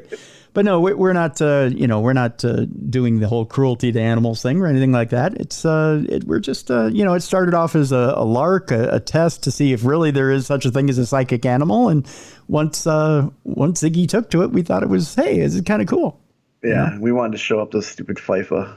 Yeah, it was a hippo, I think, one, and there was an octopus, sea otter, an octopus. Yeah, we're like, screw these guys. Yeah, we'll show you that Ziggy is more psychic than those other animals. Yeah. So there you go. And I just think Talia touches into the dark forces because she's the daughter of the demon. Yeah, there's that too. So should we move on? Let's move on. All right. So again, folks, darknessradioshow.com, Ziggy's picks. Check it out to get the exact breakdown of all of our picks. And you can keep going to that website to check the daily percentages and the weekly percentages. So I'll have a breakdown of our weekly percentages and overall percentages so that you'll be able to see week to week and overall. And fans try to take a look at a picture of Ziggy. We had a listener when you were at the Paracon. When he finally got to meet Ziggy, he's like, well, that wasn't what I was expecting. Ziggy is a big short-haired brindle boxer. There's a big picture of Ziggy on the website, so you'll be able to see what she looks like. And Talia's just a black 15-pound wiener dog. There you go. All right. Our next story proves that it doesn't pay to meditate in public. Oh, okay. As a man is shot while meditating on Hollywood's Walk of Fame. So that didn't work for him, did it? No, not at all. Namaste what? Namaste. Namaste ow. A man who was meditating on the Walk of Fame in Hollywood was wounded in an apparently random shooting early Sunday morning, according to authorities. The victim, identified only as an approximately 44-year-old white man, of course, was... Why would you try to meditate on the Walk of Fame? That's one of the most popular places in Hollywood. There's no way you're getting peace and quiet to meditate. He was seeking attention, I'm sure. I bet you he was on Gandhi's star too. Like, I'm going to sit on Gandhi's star and or Ben Kingsley's. That's what I have.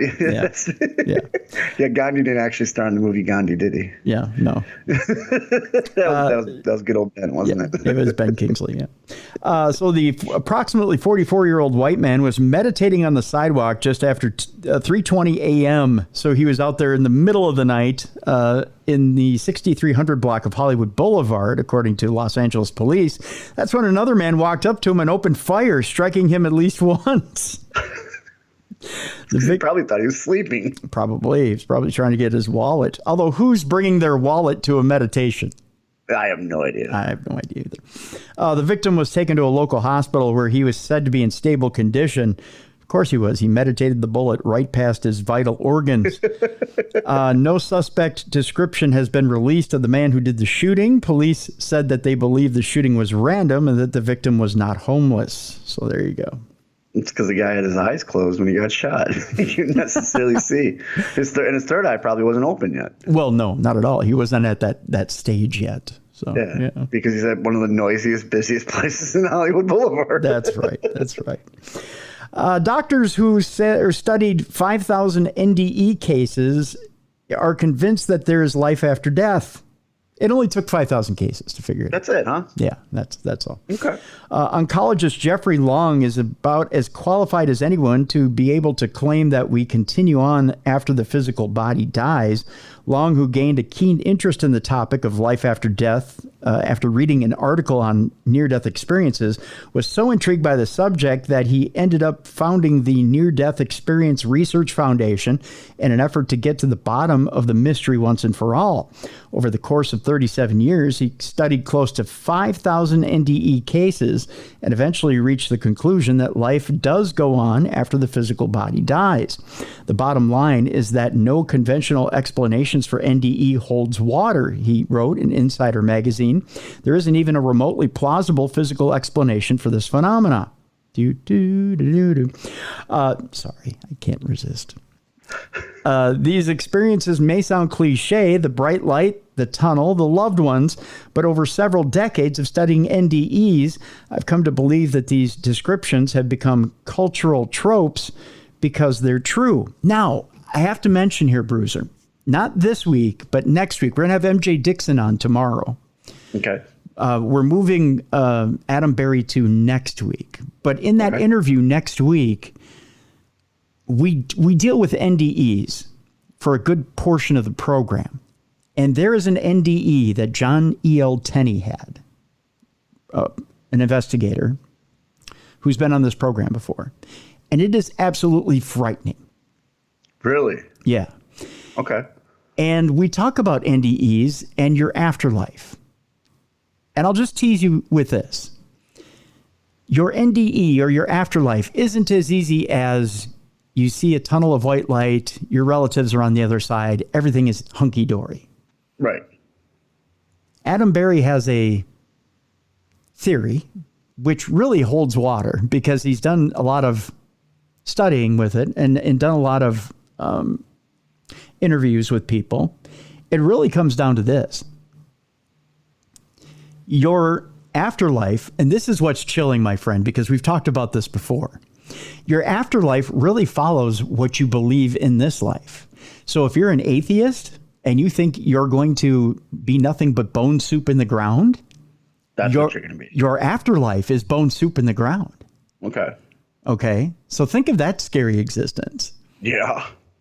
You know, if you believe you're scattered to the four winds, you'll be scattered to the four winds.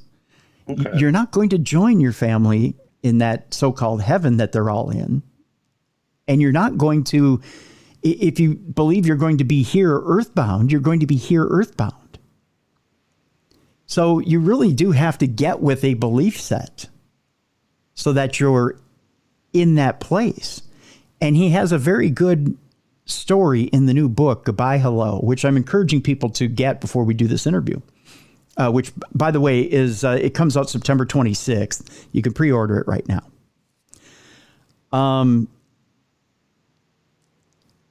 There's a story about a woman who dies 10 years before her daughter. They covered it on Kindred Spirits. Okay. Woman dies 10 years before her daughter. Her daughter is despondent, commits suicide, and she's earthbound. And through the Estes method, Amy and Adam communicate the mother with the daughter. The mother tells the daughter that even though she's disappointed in her, she loves her and understands. And they communicate with each other. But the mother is in quote unquote heaven. The daughter is earthbound. They weren't able to communicate with each other. until Amy and Adam got together and, bridged that gap to communicate with each other. Right. So they were on two different planes. Now, is there a way to change it? Or once you're committed, you're committed? Well, once you're committed, you're committed. You can try to get her crossed over. But again, humans can't cross spirits over. Right, exactly, yeah. So it's up to her to find that light to cross over, and if she wants to cross over. But the mother believes that because she committed suicide, she's not eligible to cross over. Okay. I'll let you figure out and watch Kindred Spirits to figure out what happened with that, because there is an answer to that. But it's just, it's scary to think that if you don't believe in something, you are going to end up in the ground. Yeah. That's your afterlife. That is terrifying. Isn't it? Yeah.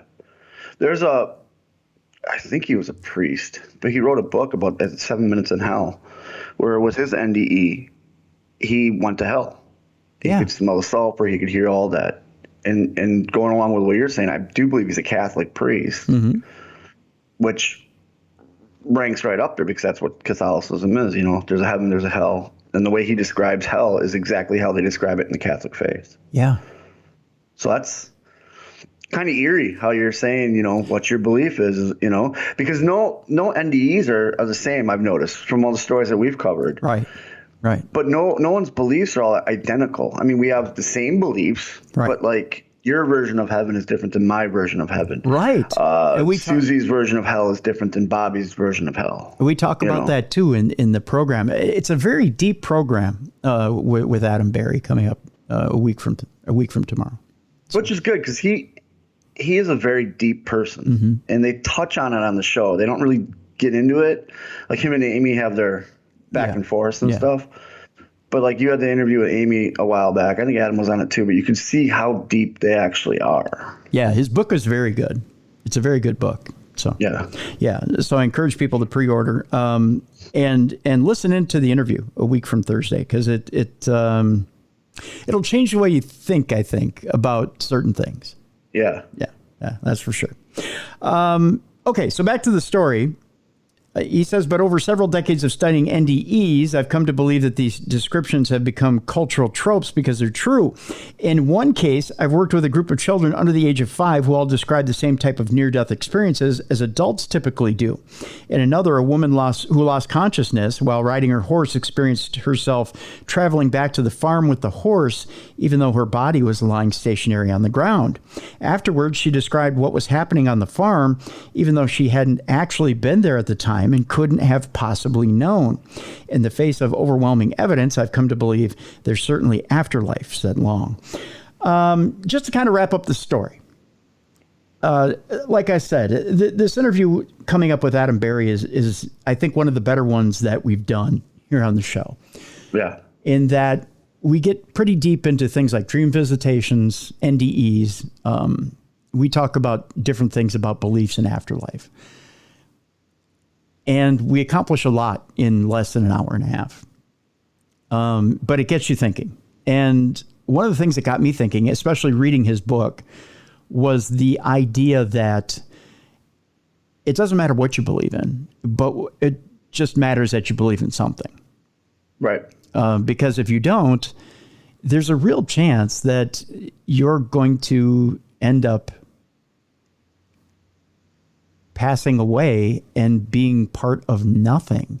And to give you an idea, I encourage you to look up John E.L. Tenney, Tenney,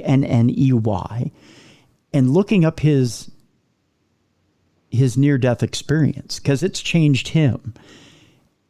There's a description of it in the book, in the book Goodbye Hello. And the best way I can frame it for you, and I do a horrible job describing it, is that when John had his NDE, he was just part of blackness, but he was part of the blackness, but there was nothing.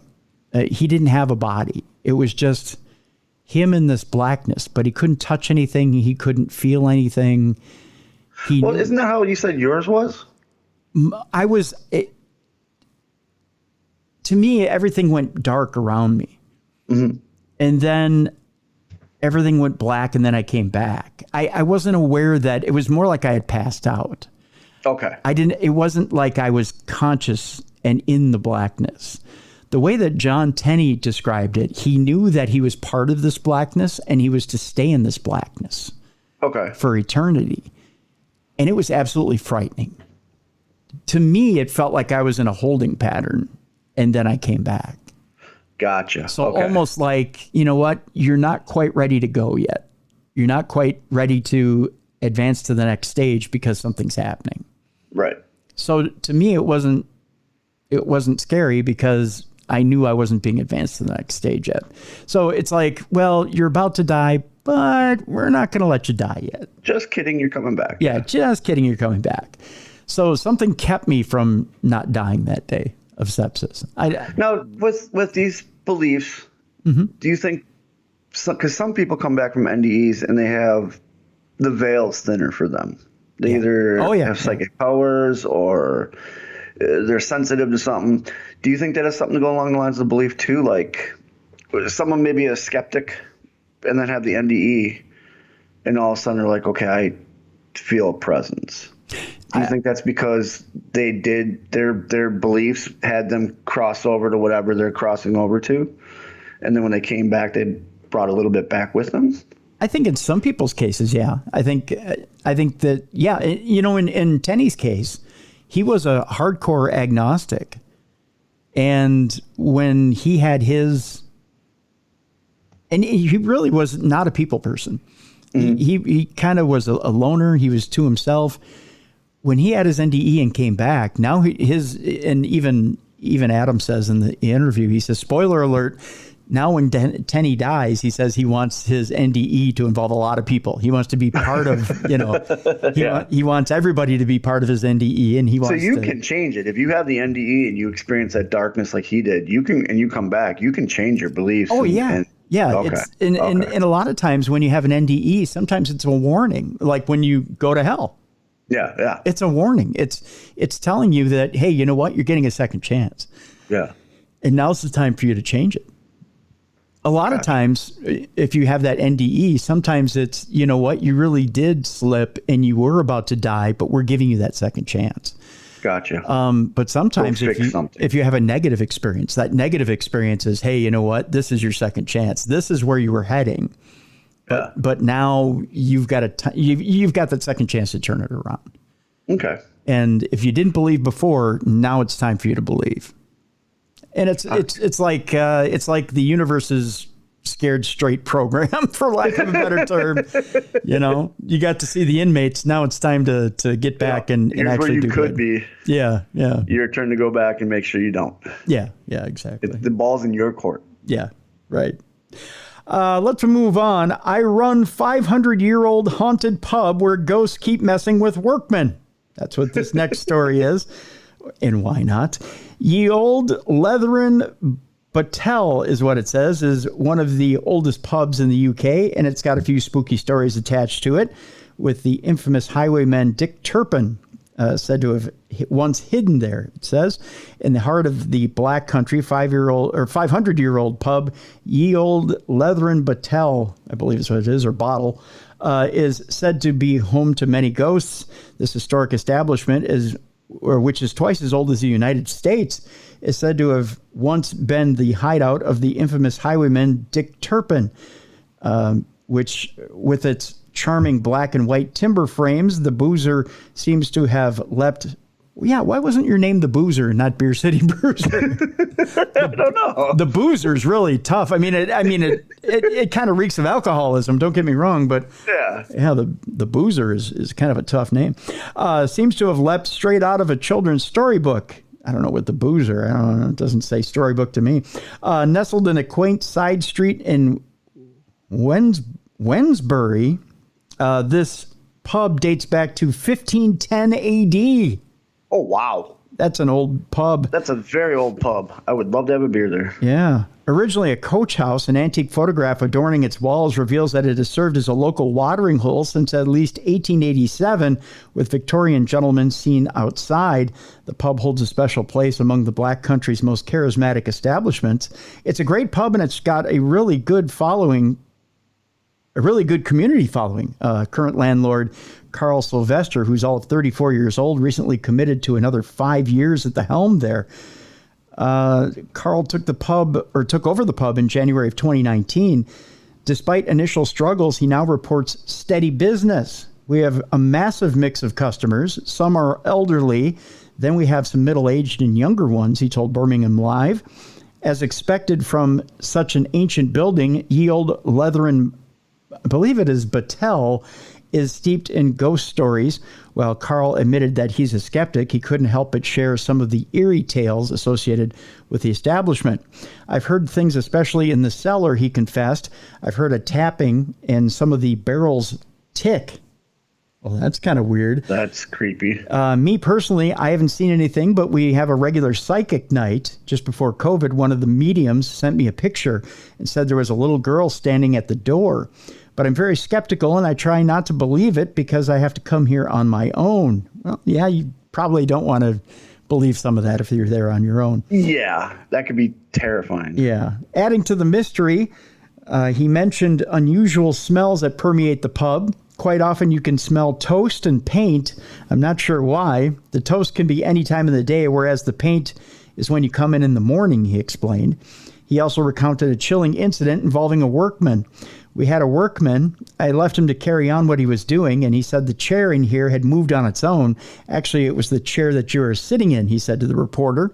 The pub's interior is steeped in character. Old timber beams crisscross the ceiling, while the window of the front door is shaped like an old leather bottle, paying homage to the pub's name. An antique clock bearing the pub's name adorns the bar. A nostalgic collection of photographs taken by Derek Wilkins in 1966, showcasing old pubs in Wednesbury, is displayed around the back. These images have been printed onto beer mats and scattered around the pub for patrons to collect. Carl reveals that parts of the pub date back to the original 16th century building, including the bar area. One of the rooms, which now houses a fireplace, was formerly the stables. The rear of the building is a later addition. He said, I like the character. I think because it's traditional. Most pubs you go into are open planned, he said. He went on to say, this is nice. We've got 4 nice little rooms and a beer garden. If people come and sit in here, generally the music is off and it's more of a quieter room. The bar can get quite loud with people singing. The back is where the sports are shown. And really, you have quite a nice mix. Recently, the tragic loss of the Crooked House near Dudley, a beloved local landmark that was destroyed by fire and subsequently demolished earlier this month, has sparked police and council investigations. Reflecting on the incident, Carl expressed his devastation. It was devastating, he went on to say. I think more should have been done to save it, the Crooked House. I've always known that for a destination site, the only problem is when you don't use them, especially with the cost of living. Despite these challenges, businesses at Ye Old Leathern Bottle continue to thrive. However, Carl admits that the recent tripling of energy prices has added pressure. It is a busy pub, but we struggle with the cost of living, he said. Electric and gas bills have since tripled, so that has a big impact. We obviously need a good amount of staff because of how busy the pub is. Ye Old Leathern Bottle has kept its patrons entertained with karaoke nights on Friday, live singers on Saturdays, and quiz nights on Sundays. Additionally, it offers free jukebox sessions on Friday and serves up delicious pizza and crusty cob menus throughout the week. I don't know about the crusty cob menus, but I was going to say, what's a crusty cob menu? I have no idea. We'll have to ask our listeners if they know what a crusty cob menu is. Maybe they can enlighten us. Let's move on here. We're going to the Loch. Good old Loch. Loch. We're going to Scotland, where they've had the 6th sighting overall of Nessie. Nessie was spotted by a Nessie hunter as 3 odd shapes appearing in the lake. Ooh. Yeah. Do I have a picture of it? I don't. I'd like to see the picture. See what these odd shapes look like. Oh, I do have a picture. Here. This is the picture by, I believe it is Chi Kelly. This is Ooh. Yeah. Yeah. It looks like a gator, but there's no gators there. No, there's no gators in Loch Ness. But you know what I mean? That's what that looks like, is a gator. Yeah. Well, It's reptilian for sure. or an eel. Yeah. That too, yeah. Yeah. Nessie Hunter has claimed to have spotted the Loch Ness Monster for the 6th time this year as several sleuths decided to visit Scotland in a bid to track down the monster. Fiona Wade said she saw Nessie in Loch Ness at 10:45 a.m. on August 31st. She claimed the sighting, which has been logged in the official Loch Ness Monster Sightings Register, lasted between 30 and 40 seconds. The hunter claimed the shape was nothing like I've seen before, she added. I can only describe it as Nessie, as I can't think of any logical thing it could have been. Ms. Wade claimed to have seen Nessie just days after civil servant Alistair Gray said he saw 3 odd and seemingly connected shapes near Invermorston. The woman said she was not aware of Mr. Gray's sighting when she believes she spotted Nessie, and added that it was probably in a very similar location, describing what she saw at Loch Ness. She said it initially looked like a periscope, but then 2 curved areas followed. It was moving and about halfway out in the loch, looking roughly over to midway between Foyers and Whitebridge. She said, I've seen deer crossing before, and it was like nothing I've ever seen before, and I can only describe it as Nessie, and I can't think of any logical thing it could have been. It was large enough to catch my eye, and it appeared to have left a slight wake behind it. Back in 2018, Charlotte Robinson from Leeds in Yorkshire claimed to have spotted the Loch Ness Monster at Invermorston. Just days before, Chi Kelly captured images of a strange character on Loch Ness. The 51-year-old was taking photos with her husband from the village of Doris, where they claimed to have seen a serpent-like creature moving before disappearing in the water. These sightings were not shared publicly due to people's fears of being ridiculed, but after hearing that at the end of August, a huge search for Nessie was launched in the Scottish Highlands. Those who claimed to have spotted the creature decided to come forward. Hundreds of people signed up to monitor a live stream on Loch Ness 2 weeks ago in what was described as the biggest Nessie hunt in more than 50 years. Other recent sightings include those of Etienne Camel and his wife Elaine, who were visiting the loch from Lyon, France, on June, when they allegedly spotted a 65-foot dark shadow moving underneath the surface for several minutes. Only a couple of weeks earlier, on May 31st, American tourist, I believe this is Cessie, also spotted a strange shape for a few minutes. Paisley resident Francesca McGarvey claimed that she spotted humps in the water. Those lovely Loch Ness humps. Yeah. Loch Ness. Yeah. While visiting with her parents on April 5th, all 4 sightings were taken down on the official register of Loch Ness sightings, compiled by Nessie expert Gary Campbell since 1996. Who ridicules people now? That's what I don't get. Like, Nessie's such a mainstream pop culture thing. Nessie, Bigfoot, you know what I mean? Like, yeah. The cryptids have become so pop culture. Who's getting made fun of now? You know what I mean? I don't know. Yeah. Maybe you and I are just in our own little world with the cryptids, but like everyone I've talked to, no one makes fun of anybody that's had an experience. That's so 1990s, you know? The only thing I can think of is like, well, you saw when they did the huge search a couple weekends ago? Like mainstream American news kind of does the guffaw when they air the story. Yeah. But other than that, I can't think of anybody. Yeah. Like, if you have an experience, you can do it anonymously now, too, which is cool because everything's online. Yeah. You know? I don't know who still does that. Yeah, that's the only part of the story that really bugged me is like, who's still ridiculing these people? And if you are, stop.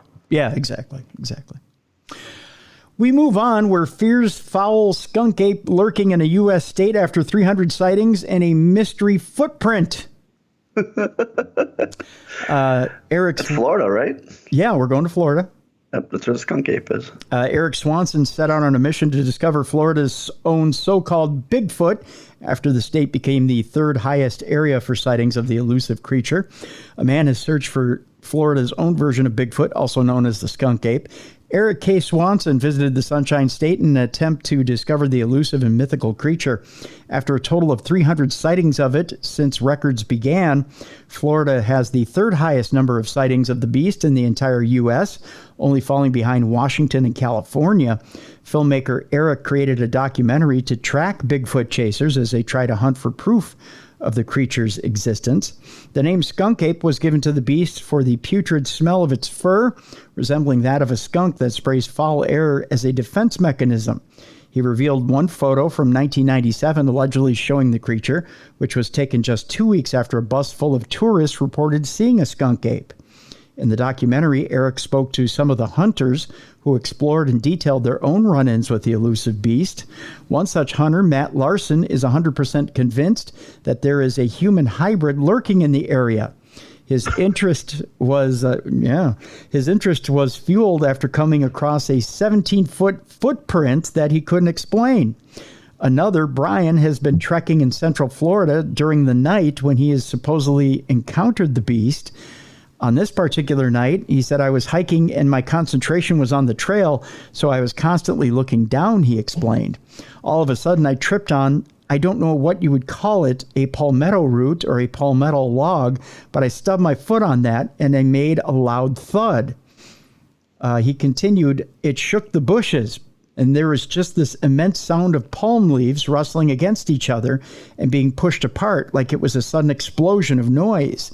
Brian then revealed that as he turned around, he expected to see a deer's tail, but instead saw an enormous shape that stood up and turned away from him.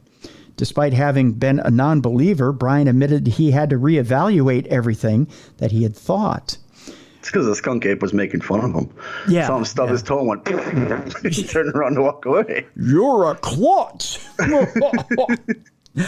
Do you think when all the Bigfoots get together, the skunk ape's like the black sheep of the family? I think so, yeah. Even they all smell. I mean, we've heard that a common thing, but like the skunk ape's the only Bigfoot that truly is like, oh yeah, it smells like a skunk. It is terrible. Yeah. You think when they have the big Bigfoot gathering and they're all together going, how was your week? Oh, my week was good. How about you? They're probably the ones. Skunk ape.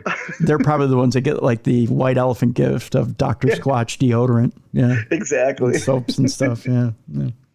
While out with the chasers, the group believed that they had evidence that there was something out in the woods pointing to a perfectly bent tree. They also pointed out what looked like a footprint in the mud, but leader of the group, Max, denied that there was evidence of a skunk ape.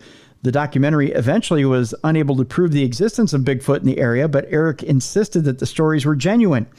I don't know if Bigfoot or skunk ape is real, but I do believe that the chasers had genuine encounters with an unknown animal, he said. Looking around the woods and swamps of Florida, it's easy to see how something can remain hidden, and I like that idea, he said. Then Kirk Cousins showed up and said, you like that! You like that! I talked to Rex Grossman. He didn't say the skunk ape existed. I talked to Rex Grossman. He said the most important times for a skunk ape to come out is the beginning of the season, on a Thursday night game, and at the playoffs. And then he said, I don't show up for any one of those three things. So, I don't know. Exactly. Yes, sir. Let's talk about manifesting real quick, shall we? Oh, yes. This is what I was curious about. So we've had a lot of, especially over the last 10 years or so, we've had a lot of books out there about manifesting. You talk about The Secret. That was one of those books. I was going to say that was the big one. Yep, that was the big one. Oprah at one time was even behind it. She was talking about how, The Secret was the big thing, and all you had to do was just think about it, bring it into your life, and you could achieve wonderful things, right? Yep. Okay. Well, there's a dark side to this trend of manifesting. People who think they can get anything they want simply by imagining it are more likely to go bankrupt, according to a new study. Really? Yeah. I'm curious why. Well, let's find out. It says the increasingly popular idea that we can cosmically attract success to ourselves may not be such a good thing after all, but those who believe in the practice of manifesting are more at risk of bankruptcy, according to a study. Researchers also found that they are more likely to be drawn to risky investments and to believe that they could achieve an unlikely level of success more quickly. According to Lucas Dixon, who is the author of a new study from the University of Queensland, Australia, he said, in our studies, we define manifestation as the belief that if you send out your desires to the universe through positive thoughts, visualization, or acting as if goals have already come true, like writing a pretend check to yourself, the universe will deliver what you desire. Manifestors seem to be overly optimistic, believing that they are more likely to be successful in the future in shorter time frames, meaning that they may overestimate the odds of success. Focusing on positive aspects of one's life, as manifestors tend to do, helps people feel good and to be more resilient. However, it may lead to downplaying negative but important signs of business fragility, otherwise known as mounting debt. Believers are more likely to feel that they have control over fairly uncontrollable aspects of their life, whether they get rich quick or become famous, he added. In business, this could lead to an opportunity cost, where time is spent focusing on more uncontrollable long-term goals rather than controllable short-term goals in their business, or perhaps focusing on more symbolic actions, i.e., visualizing success rather than instrumental actions, otherwise known as managing finances or attaining new customers, etc. For the study, the researchers measured the manifestation beliefs of 375 people. They were asked to rate on a 7-point scale how much they agreed with statements such as, I attract success into my life with the help of the universe or a higher power, my soul, spirit, or higher self helps me attract success, and the universe or a higher power sends me people and events to aid my success. Their answers were then analyzed along with their finances. For every point or 1 point people scored higher on the manifestation scale, they were about 40% more likely to have experienced bankruptcy and about 30% likely to have investments in cryptocurrency, though not more likely to have invested in stocks, said Mr. Dixon. Okay. They're going for the get-rich-quick schemes. Yeah. Given the value of crypto has a history of having massive gains over short time frames, we imagine that this finding is related to the fact that manifestors have a strong belief in getting rich quickly. Mr. Dixon said he was surprised by some of the findings, which are published in the journal Personality and Social Psychology Bulletin. I think we expected to see over-optimism, given this seems to be part of the belief system, he said. But some of the less obvious results, like bankruptcy and belief in getting rich quick, were surprising. While it is possible that higher manifestation belief leads to these outcomes, another possibility is that people develop stronger belief in manifestation after they have had experiences with get-rich-quick schemes or having been bankrupt. This is something we yet don't know, Dixon went on to say. Mr. Dixon said that he was also amazed by how widespread the belief in manifestation seems to be. 1 in 3 of those he surveyed had some degree of belief. This may be due to the ongoing popularity of books like The Secret and Think and Grow Rich, but also the rise of social media influencers, he went on to say. Well, it's because every social media influencer uses a vision board now, and a vision board is essentially manifestation. That's true. That's very true. As of today, videos with the hashtag manifestation have been viewed 42.8 billion times on TikTok. Wow. Yeah, I think it's a little widespread. Yeah. Yeah, so there you go. Interesting stuff. Bankrupt. I wasn't thinking that, but I get it. I get it because you're investing in to make these things happen. Well, and here's a word to the wise. Okay. Now, I'm not shitting all over manifestation. By all means, I believe in manifestation, and I believe in being positive. There's a difference between being positive and bringing things into your life, but you also have to see signs and follow those signs.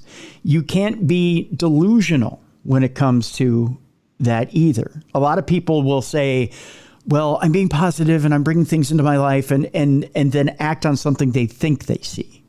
Right. There's a difference between actually seeing a sign and following it and then being delusional and following a false sign. The other big thing going along with what you said and with manifestation is patience. Just because you put it out there doesn't mean it's going to happen immediately. That's right. That's right. And that's what this guy's trying to cover is the people that are getting it back. They're looking for that get rich quick scheme. Yes. So like you said, they're ignoring the signs. They're looking for wrong signs because they want it now. That's today's society. And that's because we have everything at our fingertips. You want to look up the score of last night's football game right there. Yeah. Look it up on your phone, computer, your tablet, whatever. Yep. But with manifestation and with positivity, Yep. And it's not just a one-time thing. You have to constantly think that positive thought and that manifestation. And it doesn't happen immediately. Right. And anybody who's got any form of fame or riches will tell you, oh, yeah, I got rich and famous overnight after 10 or 20 years of work. Exactly. Yeah. So it's not, you know. I tell all my students that it took me 13 years to sign a contract. Yeah, exactly. I worked hard for 13 years. Yeah. And then I signed that contract. Yeah. There's no such thing as overnight success. No, it's a very, very, very rare thing. Right. Very rare. And that's the other thing too you just touched on. If you're manifesting, you're trying to stay positive, you still have to put in the work. Yes. It's not like you can just sit on your couch and go, I'm going to win $1 million. I'm going to win, and never leave your couch. Right. You have to put in the work. Yeah. Yeah. Absolutely, Bruiser. You're absolutely right on that. Let's switch gears here. I teased it earlier in the program that archaeologists had discovered a 2,000-year-old biblical site where Jesus healed a blind man. Thank you, Jesus. Yeah, thanks for doing that, Jesus. Now, if you could fix my eye, that'd be great. Yeah, I got some things that need to be fixed, Jesus. Yeah. Biblical records say that Jesus Christ healed a blind man at the pool of, I believe this is Siloam, more than 2,000 years ago.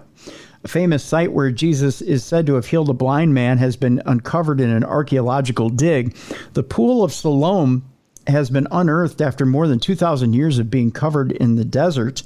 The site in Jerusalem, which was first constructed in the 8th century BC under the reign of King Hezekiah, was found thanks to a joint effort by the Israel Antiquities Authority, the Israel National Parks Authority, and the City of David Foundation. Its discovery is proving to be momentous for followers of Christianity. The ongoing excavation within the city of David, the historical site of biblical Jerusalem, particularly of the Pool of Siloam and the Pilgrimage Road, serve as one of the greatest affirmations of that heritage and the millennial-old bond Jews and Christians have with Jerusalem, said Zeev Orenstein, who is the Director of International Affairs of the City of David Foundation. Not simply as a matter of faith, but as a matter of fact, he went on to say. The Pool of Siloam, which reached more than 1.25 acres at its peak, gave the city of David its running water. Oh, okay. Interesting. So it's man-made. It's not a natural body. It doesn't look like it is, no. According to a passage in the Gospel according to John, the pool is also where Jesus restored a blind man's vision. There is no half mile that means more to people that affirms Jerusalem's biblical heritage, not simply as a matter of faith, but as a matter of fact, Ornstein further said in a statement. And obviously living in a time where so much of the biblical heritage is being questioned, to be able to be unearthing all of this historical heritage and antiquity that shows that whether for Jews or Christians, that you could see it, you could touch it, you could walk on it, that really our heritage in Jerusalem is going back thousands of years, not simply as a matter of faith, but as a matter of fact, being unearthed here in the city of David. It's unclear whether the Pool of Siloam will be open to the public. See, that's the key to a lot of this that's being found in Jerusalem. You do have some political lines that get crossed as well. Yeah.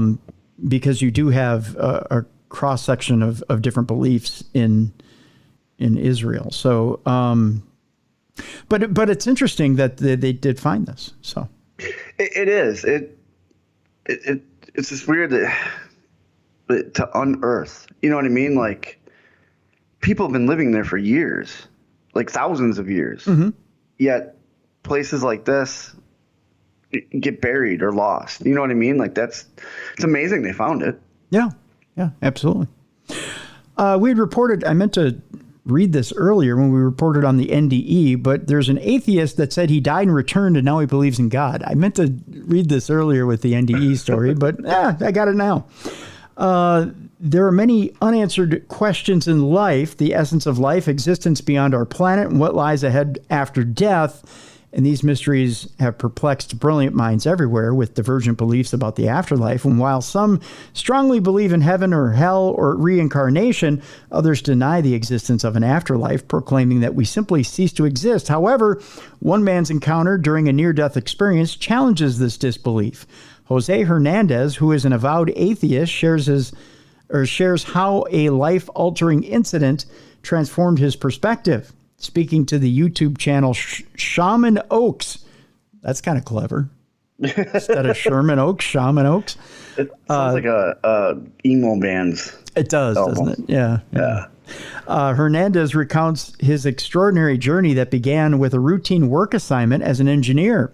Hernandez's near-death experience occurred while fixing an electrical issue from atop a bucket truck. Oh, I see problems already. Oh, yeah. Ouch. He says, I was a staunch atheist as an engineer. I focused solely on logical explanations, he said. But that day, everything changed. We were running late, and my partner, concerned for my safety, inadvertently crashed our truck into a tree. The impact left me with multiple broken ribs, and I was rushed into an emergency room. At the hospital, Hernandez's breathing ceased, and the medical staff fought to desperately save his life. In that critical moment, he found himself contemplating God and making a promise. If you get me through this, I'll change. It was then that he noticed a mysterious presence in the room. He says, I saw a shadow standing by the door. At that point, I thought, I've endured so much in life, perhaps it's fine to let go. And at that moment, the shadow touched my toe. An overwhelming sense of relief, calm, peace, and love engulfed me. It was euphoric. As medical professionals performed CPR on him, Hernandez claims that the shadow spoke to him. Next, I found myself suspended in the corner of the room, observing the resuscitation efforts. A voice beside me said, think of your body as a car. This vehicle has traveled 8 million miles, and there's nothing more we can fix. It's time to bid farewell to your body, the voice instructed me. Okay, it's time to move on. Following this, Hernandez described a descent into a black hole where he experienced flying and witnessed mesmerizing cities, breathtaking forests, and wild herds of animals in motion. In the celestial realm, he was assured that he would be able to see his children, and most significantly, he was reunited with his father. When I met my father on the other side, I realized that sometimes we may be unable to express certain things here, but elsewhere we can. Near-death experiences often share common elements, with many individuals reporting similar experiences during CPR. While some interpret these encounters as evidence of consciousness beyond the physical realm, medical professionals offer an alternate explanation. Emeritus Professor of Biochemistry William Revel, in an article in the Irish Times, argues that near-death experiences reflect brain activity during moments of oxygen deprivation and increased carbon dioxide levels. He suggests that reports of a light at the end of the tunnel may be a result of falling oxygen levels in the retina, creating tunnel vision. In Jose Hernandez's case, his near-death experience challenged his atheism and opened his eyes to the possibility of an afterlife. His encounter offers a message of hope, echoing the experiences of others who have traversed the threshold between life and death. While the mysteries of life and death continue to captivate our curiosity, Hernandez's account reminds us that there is still much we do not yet comprehend, leaving room for exploration and contemplation. That's interesting. It's very interesting. Yeah. His NDE was real in-depth, too. Real detailed. Yeah, very detailed. Very detailed indeed. Got a couple of quick Parashare things to get to before we do our last story here. Okay. And I say a little bit of Parashare because it is and it isn't. They're just some notes from listeners, not real stories. I mean, I have one real story for us here from a regular listener. Notes are fine too. Notes are fine too. We get a note here from Eric, who says, hey there, my paranormal pals. I just underwent some pretty major spine surgery, and laying about as one must, I overheard a conversation on television pertaining to native language. This has to do with AI. He asked, does AI have a good side?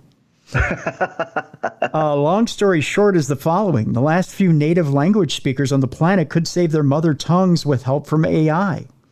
These AI models are perfect for the task. They could record any surviving knowledge bases remaining and prevent the future loss of syntax and all those other things which make language learning so different from humans, or so different for humans. And so we arrive. Teach AI the old languages. They can literally fill in any blanks they come across. They never forget, and they can already mimic us in an unnerving way. I know the larger part of the AI fear is a set bit, or is it? Well, that's for you to decide, I guess. And I love it, he says. That's what he says here. Yeah, let's get AI to speak dead languages to summon dead spirits and demons that come and rule the world again. Right? You're on the same wavelength, my friend. I just believe we need to remember whom is really in control, still us if we choose a new path, and using AI to be in a preceptory fashion instead of in some sort of technobot scab way. Peace out, my friend. EI de Turville. Well, here's the deal, my friend. Like Bruiser said, give them the dead languages. Let them start summoning the gods and then turn the gods against us, prisoning us in a hell that we can't escape. Like how many movies start off with someone speaking an Assyrian dead language, and the next thing you know, you have a demon coming out wanting to rule the world. That's right. Now we're having the AI summon a demon, and now the demon and the AI are working together. Yeah, okay, that's perfect. Bruiser said it best. Bruiser wins. Just saying. See, you're not taking it far enough. You're saying, okay, we can save the dead language. Sure, save the dead language for the AI, who then in turn brings the demon to Earth. The demon that we've conquered and put away because the language is dead. Does that sound like a bit to you? Okay, maybe it does. Yeah, I don't know. We'll let you decide. Denise wrote in, and last week while you were gone, Bruiser, we were talking about Stormy, the dog who went to the Metallica concert. Oh, yeah. I saw Lars Ulrich post that picture. That was a very cute story. Yeah. So Denise said, hi, Tim. She was talking about how Darkness Radio has been her go-to if she's not feeling good or having trouble sleeping. So we put her to sleep, essentially. Yeah, I'm cool. I don't mind being the last voice you hear while you fall asleep. Well, we could kind of makes me feel we can like talk nice and low. Kind of makes me feel like I'm boring, but it's okay. We can do some ASMR. We can talk a little low. That's right. We could sit there and we could whisper things like, listen, girl, I'm in your ear right now doing naughty things. Sleep. Sleep, precious. Sleep, my precious. Sleep. That's me in the corner. That's me in the spotlight, losing my religion. I'm in your closet right now, playing with your unmentionables. Is that creepy or what? Just close your eyes. Fall asleep. Dream about the Cruiser and the Bruiser. Dream about us. Is it weird if I'm wearing your underwear right now? I'm just saying. I mean, just saying. Anyways, so Denise writes, she says the show takes me away from what I may be dealing with and brings back a calmer, relaxed mindset. Not after we just said, we just totally ruined that. Yeah, you're not relaxed anymore, Denise. Sorry. Anyway, she says the story about Stormy going to the concert made me start to think about what my cats go and see. Oh yeah. Oh, actually, I pre-read this before. This is actually kind of cool. So she said they seem to like easy listening, country, holiday music, and Darkness Radio. Oh, okay. Yeah. Okay. She said, I can put on Darkness Radio with no cat near me. One or both come and lay down next to me and listen to you. Oh, yeah. Well, thank you, kitties. Yeah. So I think my cat Bruiser says meow. Yeah, there you go. Bruiser says meow. So I think my cats Ginger and Peaches would come to see you. Oh, okay. Awesome. Well, if we ever do a live show, we'll have to look for Ginger and Peaches. There you go. Yeah. We'll bring catnip. Yes. Yeah. Who knows? They might have a wrestling match for you to watch. Oh. They might bring old tapes. Oh, I'm in. There you go. Peaches is real good at flipping Ginger. so there you go. We'll just bring a little ring for them to wrestle in. Yeah, I got a little one somewhere. Yeah. Ginger is heavier of the two and just a little bigger. Oh, there you go. It is fun to watch them go at it. Well, bring them along and we'll bring a little ring and then we'll ring a bell and they can go at it. Yeah. I understand why the shelter would want to fix the animals before they head home. So what they did to Stormy when Stormy was picked up at the arena is they actually they spayed. Was it spayed or neutered Stormy? They fixed her before they sent her home to the family. And Stormy is a rare breed. So Mally and I were saying, do you necessarily want that? If they were going to breed Stormy, they ruined Stormy. Yeah, but I know around here all the shelters do that. Like we couldn't get Ziggy was already spayed, but Talia we had to wait a day to bring her home because they had to spay her. Oh, okay. And that's that. I don't know if that's law or if that's just how they handle it, but like there's a purebred. They have a purebred French bulldog right now, and I was like for adoption, and they're like, yeah, but it's already fixed. Oh. I'm like, you can make a lot of money with that dog, especially French bulldogs. Right. She says, I understand why the shelter would want to fix the animals before they head home. If they don't know who the owner is, it will be put up for adoption. Okay. If they know who the owner is, they should give them a call and clear it with them. I agree with that. You said Storm was a rare breed of the German Shepherd. Owner could be puppy raiser for service dog. Right. She could also have been one of the breeding dogs. When a breed that is a good fit for a service good, they might want to breed that dog. I understand what she's saying there. Personally, if they ever want to train a dog to do both seeing and hearing services for someone, I am there. I've always thought about how much better it would be for one dog to be trained for both disabilities. Agreed. Then having to train two dogs for a person with both problems. I know someday I may need a hearing dog. It would be good for me if they would handle seeing eye dog tasks. I agree with that. Yeah. I agree. I had a hearing cat for a bit. Yes, he basically trained himself. He sensed I could hear Will. His meow was louder than a lot of people ever heard. He also taught himself how to let me know someone was at the door. That's very cool. That is very cool. He would come to the doorway of the room I was in and meow at me and walk toward the front door. I wasn't following him. He would come back and meow at me again, turning his head to the door. Oh, that's really cool. Hey, Bruiser. Hey, Bruiser, you're slacking. I'm looking at him cleaning his junk right now on our record player. Now he just looked up at me like, what? Denise says, and when I understood when I understood this is what he was doing, I followed right away. Look at that. That's awesome. Yeah. Boy, your cats are slackers. My cat is an idiot. Not you, Denise. Bruiser's cat. Bruiser your cat sounds amazing. Is a slacker. Bruiser's just slacking over here. Yeah. Well, thanks for the note there, Denise. That yeah, and we definitely will. We'll have treats for Ginger and Peaches if we ever come around to your area. So definitely. Yeah, and we say hi to Ginger and Peaches. Yes, by all means. Yeah, especially if they're listening. Hello, Ginger and Peaches. Hi, Ginger and Peaches. We don't want to wake Mommy up. That's right. We're going to say hi. So it's an ASMR high. So there you go. Yeah. Hopefully ASMR highs don't piss them off. I didn't think about that. Sometimes, I don't know. Bruiser just jumped down. Now he's staring at me like he wants to eat me. So maybe it does piss the cats off. Maybe it does. Yeah. And then finally, I'm sorry. Never mind. He went and got his catnip toy. I don't remember. Did we read Marky Mark's story from? Did we read his happy birthday story to me? No. You might have last week. I didn't. No. Where he talked about, I didn't read any. Where he talked about UFOs. I don't know.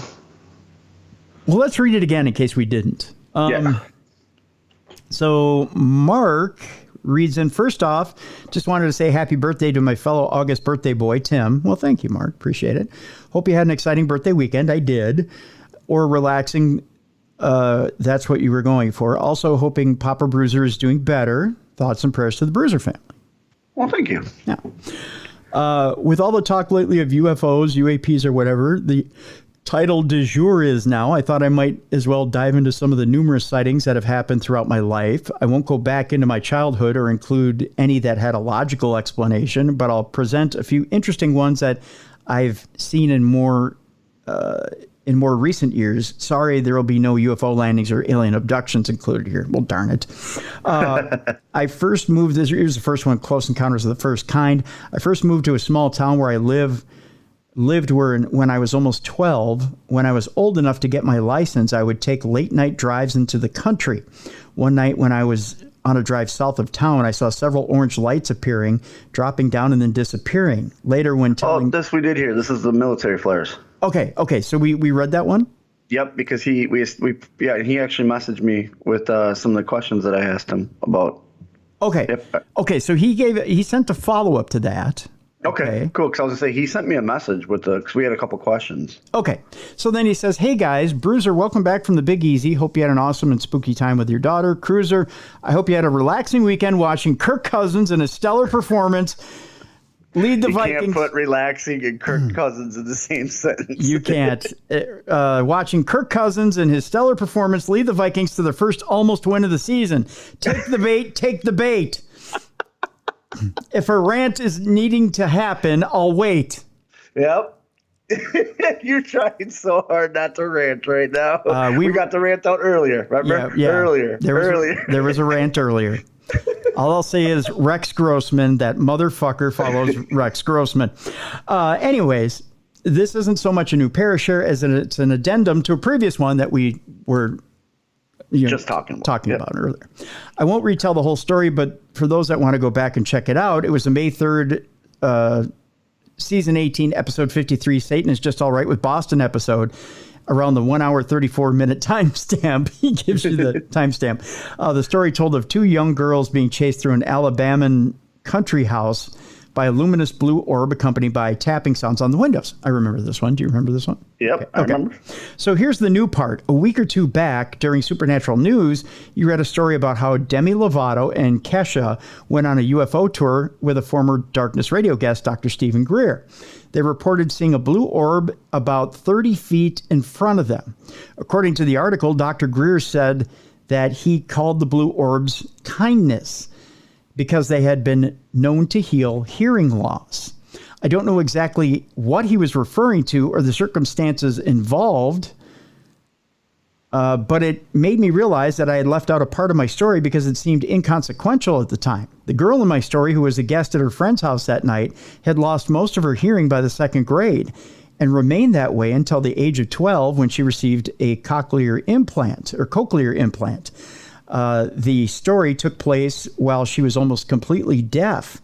It just made me curious that if Dr. Greer's claims were true, was this light there to terrorize the two that night, or was it simply chasing them through the house in an attempt to heal her hearing? Crazy stuff to think about. Until next time, Marky Mark. That is. That's very crazy to think about. But here's the caveat, or the question to throw back to you, Marky Mark. Is her hearing any better to this day? Yeah. After that experience. And has she seen any similar blue orb since then to help clear up her hearing? That's a very good question. Yeah. So I would throw that caveat back at you. With that, we've got one story left today in Supernatural News, and then we're out of here for the week. And by the way, tomorrow, MJ Dixon, we're talking Supernatural Africa. So that's happening. She's got a new book out about Supernatural Africa. She went back to South Africa, her hometown in South Africa, and experienced quite a bit. We'll talk about that tomorrow. Bruiser's new drinking buddy. All right. All right. New drinking buddies. By the way, we're calling him Florida Bear. Okay. That's right. A three-legged bear broke into a Florida family's enclosed porch, helped himself to 3 White Claws from the fridge. Oh, well, he's a bear. He doesn't know. He's a bear. He doesn't know. Josori Finetti, I believe, DiGilio is her name, said her 13-year-old son, Joseph DiGilio, was inside their Lake Mary home when the family dog's barking alerted him to a bear outside.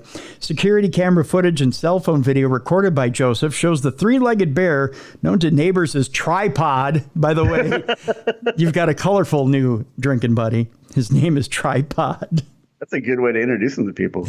Well, you know. Hey, boy. Is that a bear behind you? No, that's Tripod. That's Tripod. Normally, when you're called Tripod, it's because the third leg is pretty prominent. You know what I mean? Exactly. I forgot to. It's because his name is Tripod. It's because the third leg is pretty prominent. There you go. That's what I meant to do. So Tripod was breaking through the screen into the home's. Is that a lanai? What is that? What is a Holmes lanai or ENI? A lanai? I don't know. Somebody will tell me what it is. He ate the fish food we had outside next to our fish tank and then proceeded to the bar. Well, yeah, of course. You got to get your snacks in. Yeah, said Finite Diglio, I think is her last name. He took 3 White Claws, drank, and left very happy. Of course he did. He probably caught a small buzz. Fish food and White Claws. That's an odd repast. It sounds like a freshman in college. It does. By the way, his favorite flavor, I don't know if you agree with this, Bruiser. I don't drink White Claw. I think White Claw's disgusting. Well, okay, maybe he'll hang out with Joey Janela then.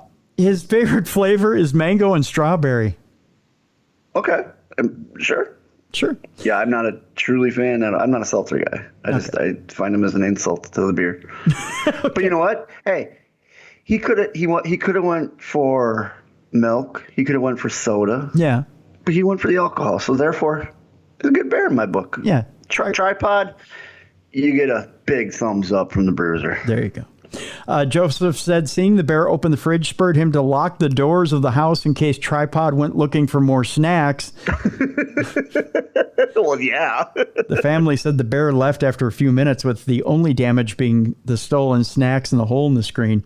I was not scared because we know the bear really well. He lives here. We respect their habitat as much as we can. You don't know the bear really well. He's a wild animal. Yeah. If he ever comes back around again, leave. Let him do his own thing. I say... You know what I mean? Like, let him be a bear. Yeah. From a distance, admire him, because we don't want to be out here and saying, "Hey, do you remember Tripod? Yeah, he ate a family." Yeah, exactly. I got a prevention. You know, they say, what is it? An ounce of prevention is worth a whole lot of cure, whatever it is. Yeah. Here's the deal.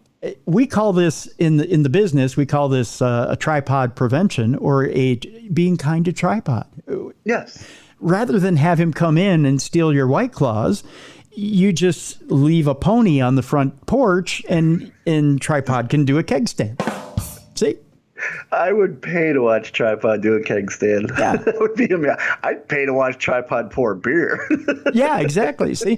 So Tripod could have his own little wildlife party right there on your front porch. Yeah, and you throw some peanuts out there, you'll get some of his friends coming around. Yeah. It could be a kegger. Just throw a Tripod. Have Tripod.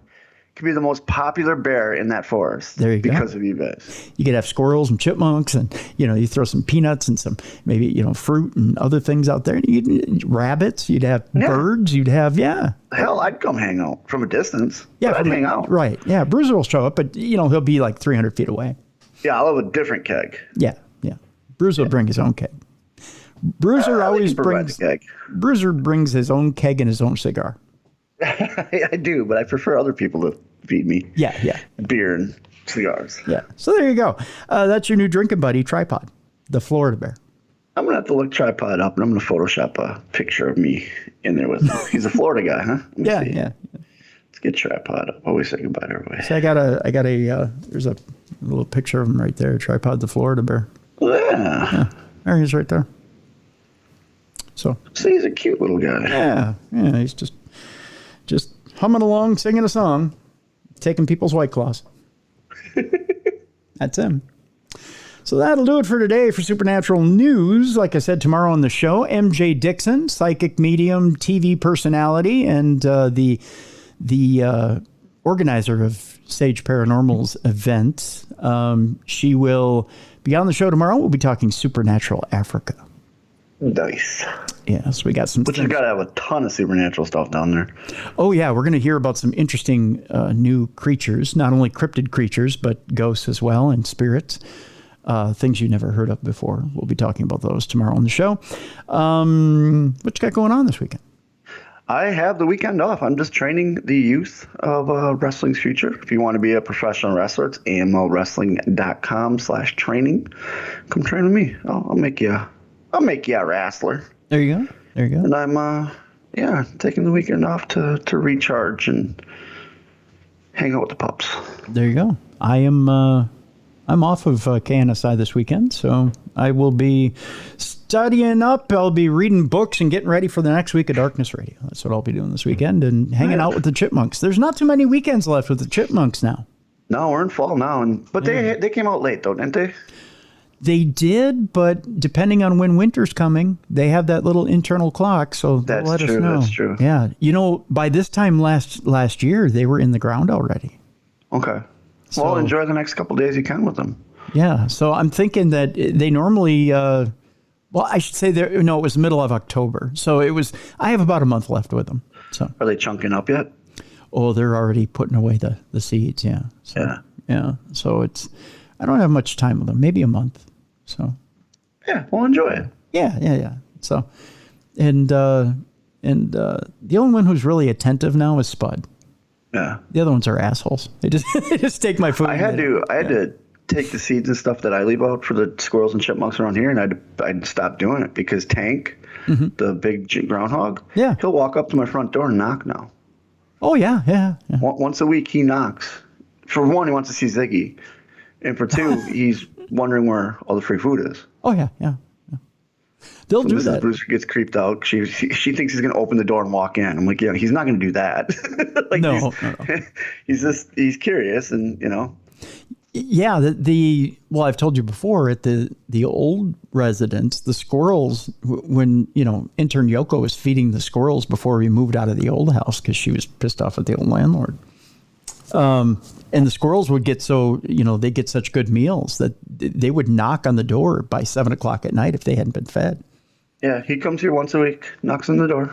Yeah. Ziggy walks over and he'll see Ziggy and go around to the back door, and Ziggy will run to the back door, and it's a little game they play. Yeah.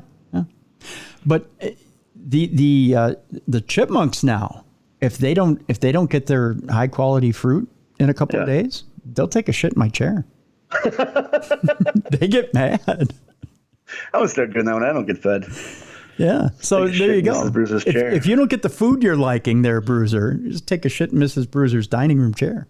I'm going to tell her that right when we get done. Hey, what's for dinner? Oh yeah? Yeah. Make me something else. just don't let her catch you doing it. And blame it on the dogs. Yeah. I can't do that. They're so sweet. Well, then I get in trouble because they shit in the house. She'll be like, why'd you take them outside? So I have to take the rap. Well, that's true. I have to figure out what's the lesser two evil. Which one do I get yelled at less for? Yeah, true. Yeah. But there at least shitting on a chair, me doing it, and admitting I do it, I can put the blame on you, put the heat on you.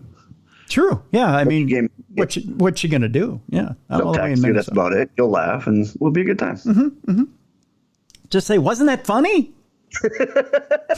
Just make sure you Scotch guard the chair before you do it. Definitely. Yeah.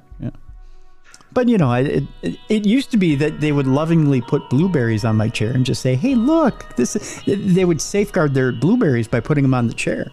Now it's like, "Listen, old man, we haven't had blueberries in a couple of days. Here's a nice little shit to remind you that we're mad." Look at our shit. It's not that healthy. Come on. Yeah, come on. We want our antioxidants over here. So that's that tells you what little assholes they are. So there you go. So that'll do it for today. Again, join us tomorrow for MJ Dixon. We'll be talking supernatural Africa on the show tomorrow. So for Beer City Bruiser, I'm Tim Dennis. Thank you so much for joining us today on the best in paranormal programming. You've been listening to Darkness Radio.